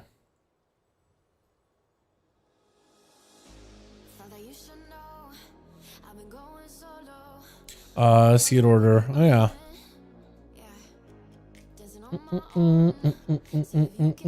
I haven't killed him on heroic dial. Not at this guy, no, but on my rogue, I mean, we with the guild, we kill him like every Sunday for like gear or whatnot. I think we just do a full clear. We're just working on him on Mythic. We haven't killed him on Mythic yet, but we are on the boss right now on Farak. We missed that Hall of Fame, which is a little unfortunate, but like the nerfs that he took this Tuesday, let us see P3 for like 2 seconds. Like I said, we're almost dead, but like it was kind of nice just like seeing a little bit of progression and whatnot, you know?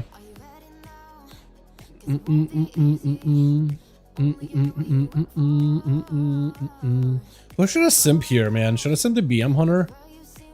Let's get the most gear. He's got a bit of gear. I just don't know if his pets like work for simping and whatnot. Maybe we should simp like a Pally or something. Or Shaman? No, he's a Resto. Maybe the Frost Death Knight, man. He's got a little bit of gear.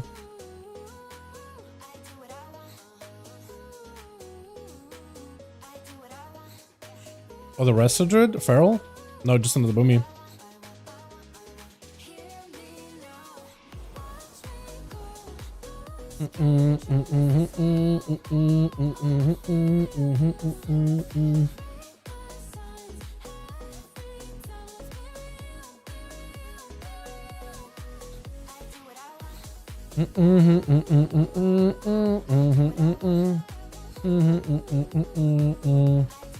Please pull. Please pull. What are we waiting on? Is this guy? All of these little fish faces. So good. I was just waiting on this guy because he was the only one that didn't say anything. So the DH is ready. Not Mythic yet, IDK if I will. Yeah, Mythic is a little rough, man. You're not gonna pug it. You're only gonna do it if you have like a guild. But it's a fun fighter mythic. It's actually kind of fun. Still don't like us agile. No, Jake. No, no, no, no. You got it, my guy. I believe in you. What kind of mage are you? Fire? Maybe I'll buff him or something. Is he coming back or what? My guy, please. Please. Answer the phone.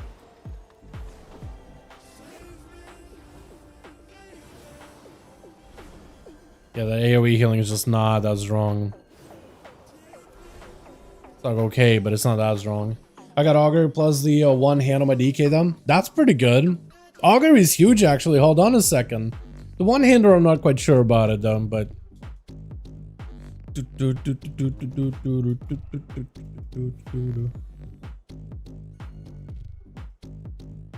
Abena's Dalaran is heroic for the boss.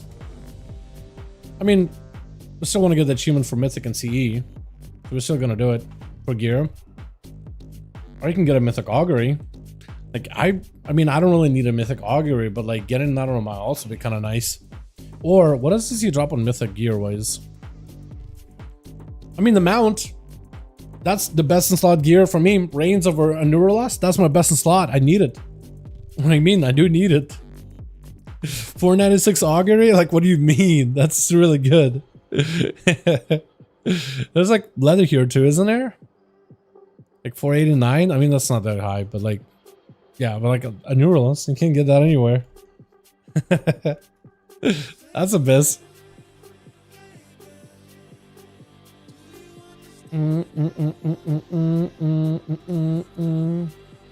Okay, looking for DH.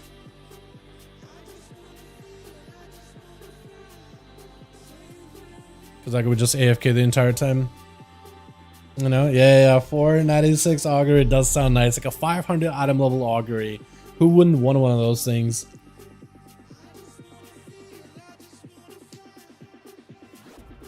That is the biggest reward for killing frag though. Like, gear doesn't really even matter. That mount though, a Neuralust looks beautiful. She's a beaut, ain't she?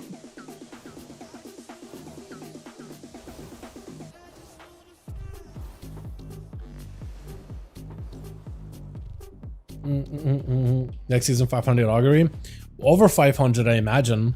They're gonna jump those item levels by quite a bit. Like the jump between season 2 and season 3 was quite a bit. So I think they're gonna do it as well. Are we just gonna do it without a DH?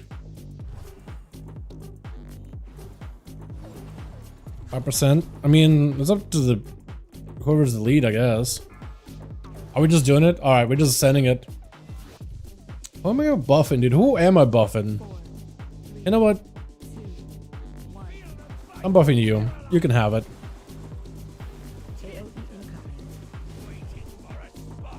Let me do one of these.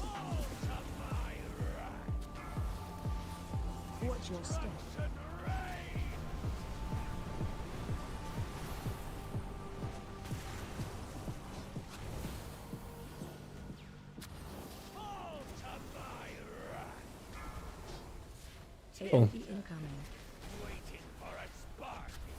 Stay away from lines. Oh, these lines are so much easier on heroic compared to mythic. So much easier. Kinda wish we were in a different spot though. I don't like where we are at all. Don't bubble in us. This feels weird. Stay away from lines.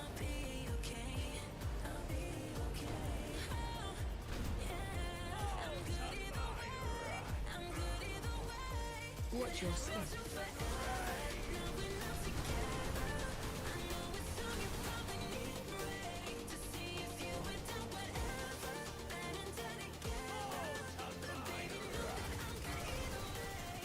AOE incoming. Stay away from lines. Target you. I'm gonna die unless I live. Trying to live. Run. Blaze challenge. Okay, I'm just trying to be like very, very careful with my mana. So I gotta dispel.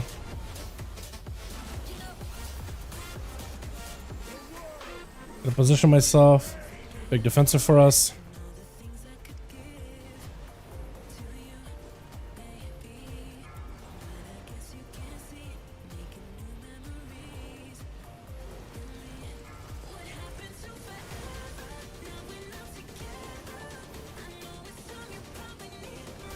Phase 2. Run. Okay, not a lot of mana available right now. Just gotta hold it. Stay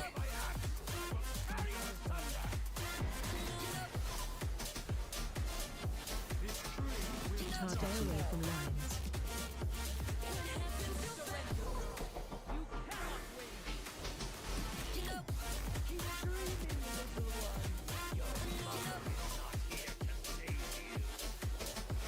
Stay away from lines. Target you.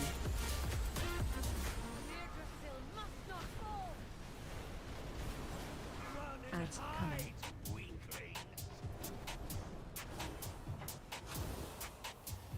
Gotta keep everybody healed here.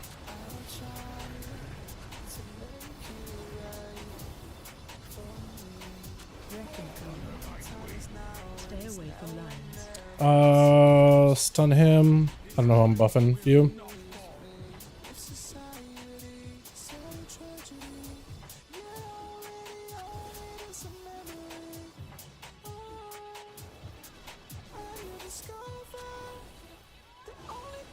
Run.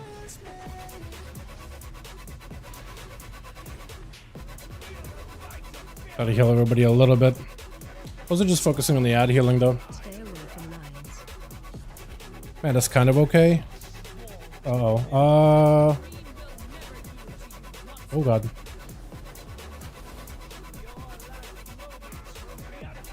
Try to be very careful with my mana because I feel like I lose out on it very, very quickly. We lost a couple of those ads. Which is the big unfortunate. I'm gonna give you a buff. Stay away from lines. Gonna wall this. Target you. Ads coming.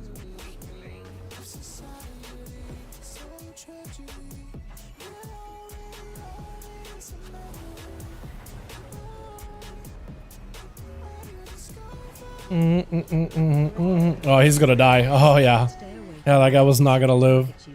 I think all the healers left him.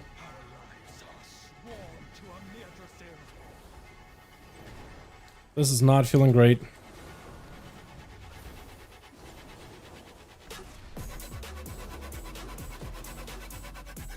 One tank. Maybe we should have kept somebody on the tank support. Maybe we should have kept somebody. Did that guy just die without healing himself? What happened? He's a blood DK too, right? Yeah, the blood DK somehow died. I don't. Oh no, this guy died, and then the blood DK died, and this guy got res. Yeah, I don't know. If this is gonna work, man. I don't know. If this is gonna work. Okay, I want to also see if I'm behind on healing too. That's another one. No, we actually putting in work. We were like lower atom level than everybody else, but we were doing stuff. Sorta. Yeah, I think people might be bailing. We'll see, man. We'll see how it goes. I give it maybe one more shot. Regroup. I don't know, man. If we're having to regroup, I'll probably bail it. I don't think this will work. As a healer that lone dispels and not know the fights, which one? Is it me? Me? Oh, that guy. Because I am kind of low, but this guy, I don't know about him. I don't know about him. Killed him first try, Dal. Come on, just kidding, but I did. Yeah. I mean, I think I healed everything fine. I'm just a little behind on gear, so I'm having to like really space out my mana a little bit. Had a good group. Yeah. Yeah, I feel it. Honestly, I just want to do this on normal because I do this on normal every week. I just thought maybe queuing up heroic would be quicker.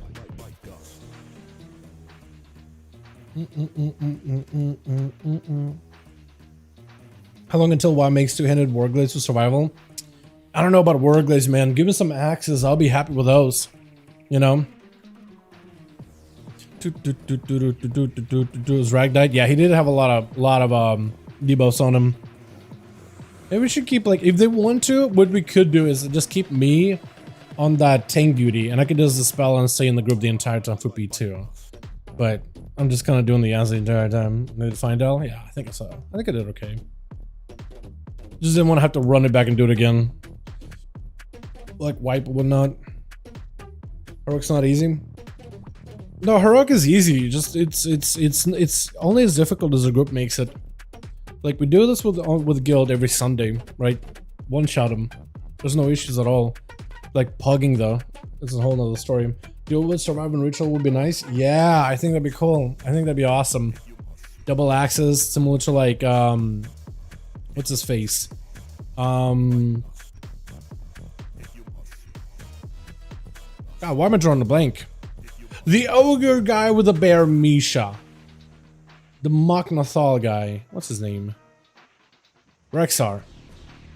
It's like I literally thought I imagined him. Yeah, Rexar. I imagined his face. Imagine his like model. I'm just like, oh man. I knew he was in BFA, and it's like, oh. I don't know. Like he was a character that you played a story for in Warcraft 3. It's like the name was on the tip of my tongue. Just couldn't do it. Fucking about the actual fight. Let's see, right?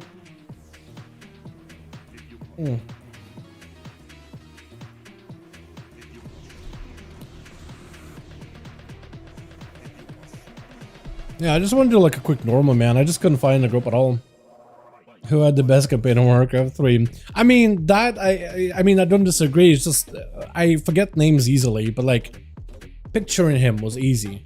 Names, it took me a second. You know. I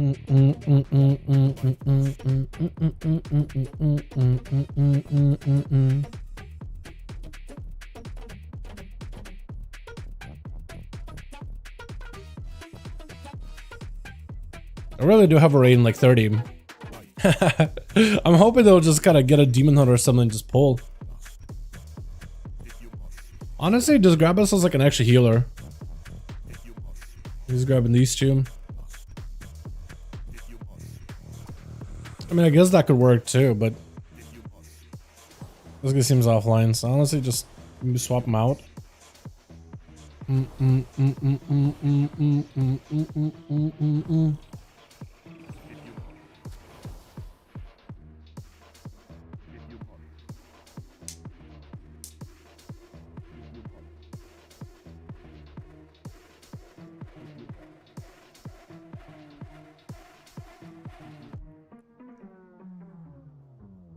Maybe a 5th healer. Yeah, honestly, I feel like an extra healer for dispels wouldn't be the worst. Because I did feel like I was kind of falling behind a little bit on just healing and party-wide stuff. In P1, like, we lost somebody pretty early on, didn't we?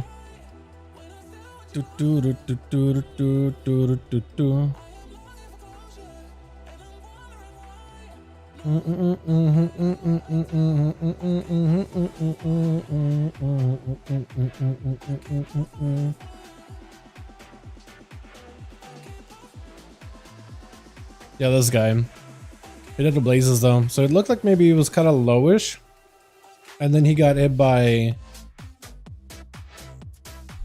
Shadow Flame, Rage, or Overwhelming Rage. I mean, that's just a little bit. Burning Presence, Blaze hit him for 200, and then another Blaze like within a second and a half.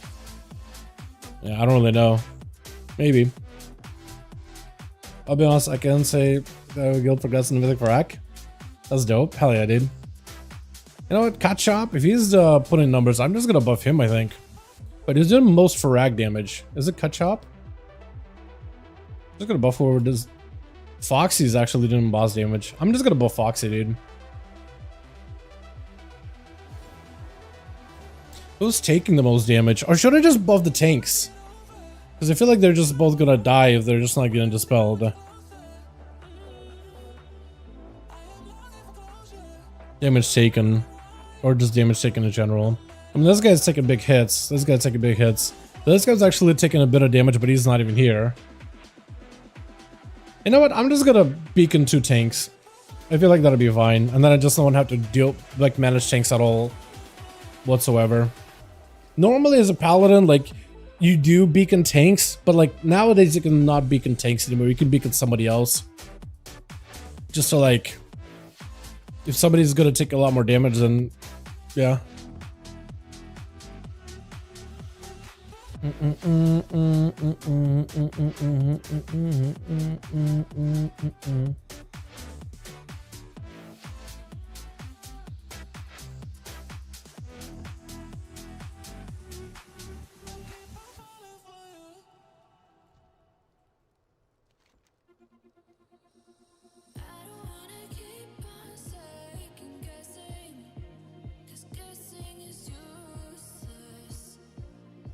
That's rough, yeah.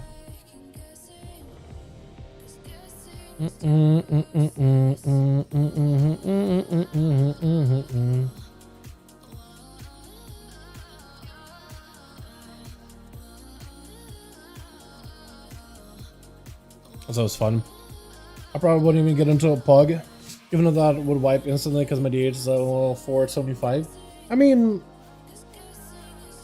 couldn't even get into a pug that would wipe instantly. Honestly, like it's a decent enough item level, right? I don't know how much higher item level you can really expect out of it if you're just trying to do a heroic, you know. Now we're pulling. Now we're doing it, boys. All right, I'm gonna buff the hell out of Foxy Pal and just make sure they are blasting it.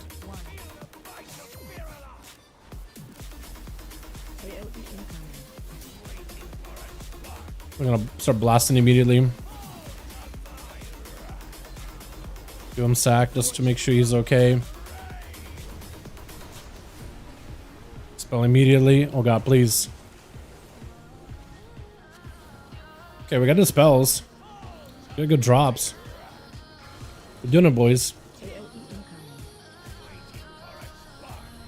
I'm gonna get one of these going ahead of time.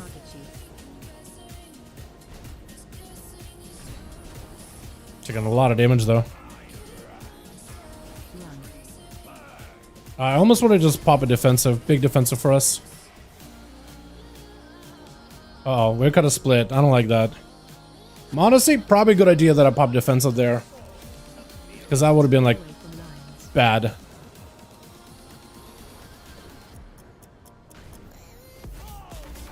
Okay, second one down. That's not good.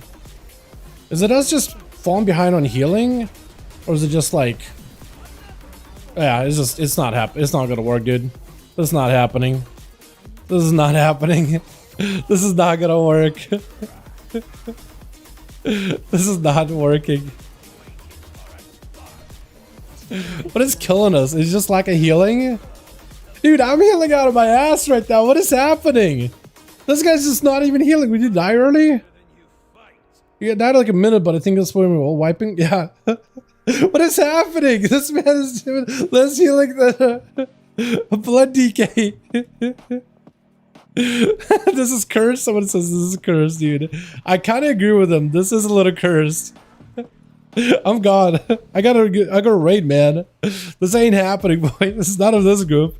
I'll just do a normal later or something. I was actually healing out of my ass. I didn't even think I was healing that much. I was just like, all right, well, we're all still kind of low. And I was like, oh man, oh shucks, maybe my healing is behind. Nope. I'm actually doing like, actually doing okay. Or at least my healing was okay there. I ramped when we needed a ramp. Just not everybody else did. Okay, that's just not happening. Yeah, I don't know who's the lead of that group, man. I don't know what they were trying to get, man. I don't know who they got. Everybody has like, oh, we need AOTC, we need high item level. You can literally pick whoever you want to. They grab my ass and it's like, you know what? I'll do my very, very best. I'll do my very best. That was just not gonna work. That was not the recipe for success. That's too funny. Dude, I don't know what it was that all about. I'm not... I want to try for the Lego. I just cannot right now because I got an actual mythic raid to go to. It'll be starting up in like 20 minutes. And I gotta get some food in between of that. So I'm gonna go, boys. I'm gonna go. Tomorrow we're doing the Season of Discovery phase 2. Phase 2. It's gonna be fun. I got a druid. I gotta do a little bit more leveling on that thing. I want to get it to level 25 before phase 2 officially goes live. But I want to start doing dungeons, do a bunch of SM runs if possible, right? Get a couple of things already on that thing. I won't have that much gear, but like, we'll see how things go. You know what I mean? I do want to have it like the Boomkin spec ready and start healing dungeons as soon as that's available. But that's going to be my stream for tomorrow. Going to actually play it. And then I'll probably just play it in my free time with my tooks and whatnot. Boys, thanks so much for coming by. Appreciate ya. Love checking out the hero talents with ya. And hopefully we'll see more of them, man. Hopefully we'll see him like once a month. Hopefully we'll start seeing him once a week so we can review, give some feedback. I'm sure the priest community, the hunters, the druids, and the mages are probably giving a lot of feedback as to how they think all that stuff will work. I'm sure priests in particular are getting talked out about a lot in terms of their talents because there's a lot of complexity there.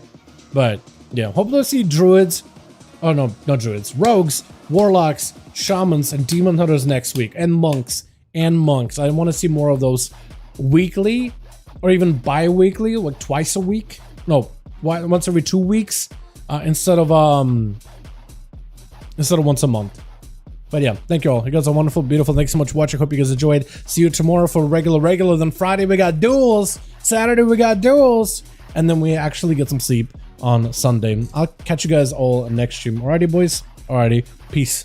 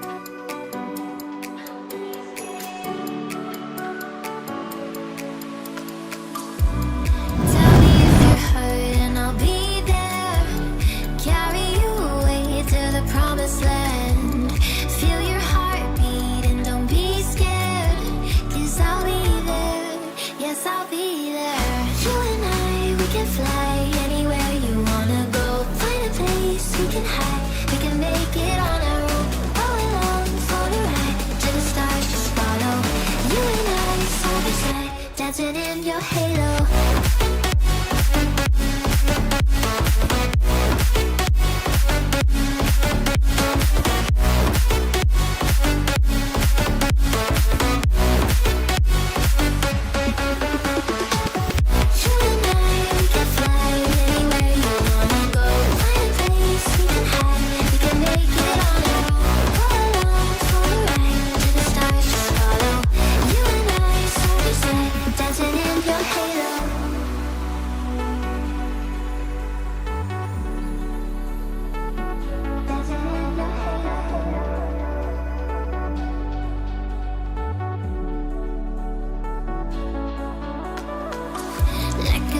Taking over, it's burning. You're so stuck in your head, think I'm leaving. In your mind I know that you're hurting, that I'll be there, yes I'll be there. You and I, we can fly anywhere you wanna go. Find a place we can hide, we can make it on our own. Go along for the ride, to the stars just follow. You and I, side by side, dancing in your head.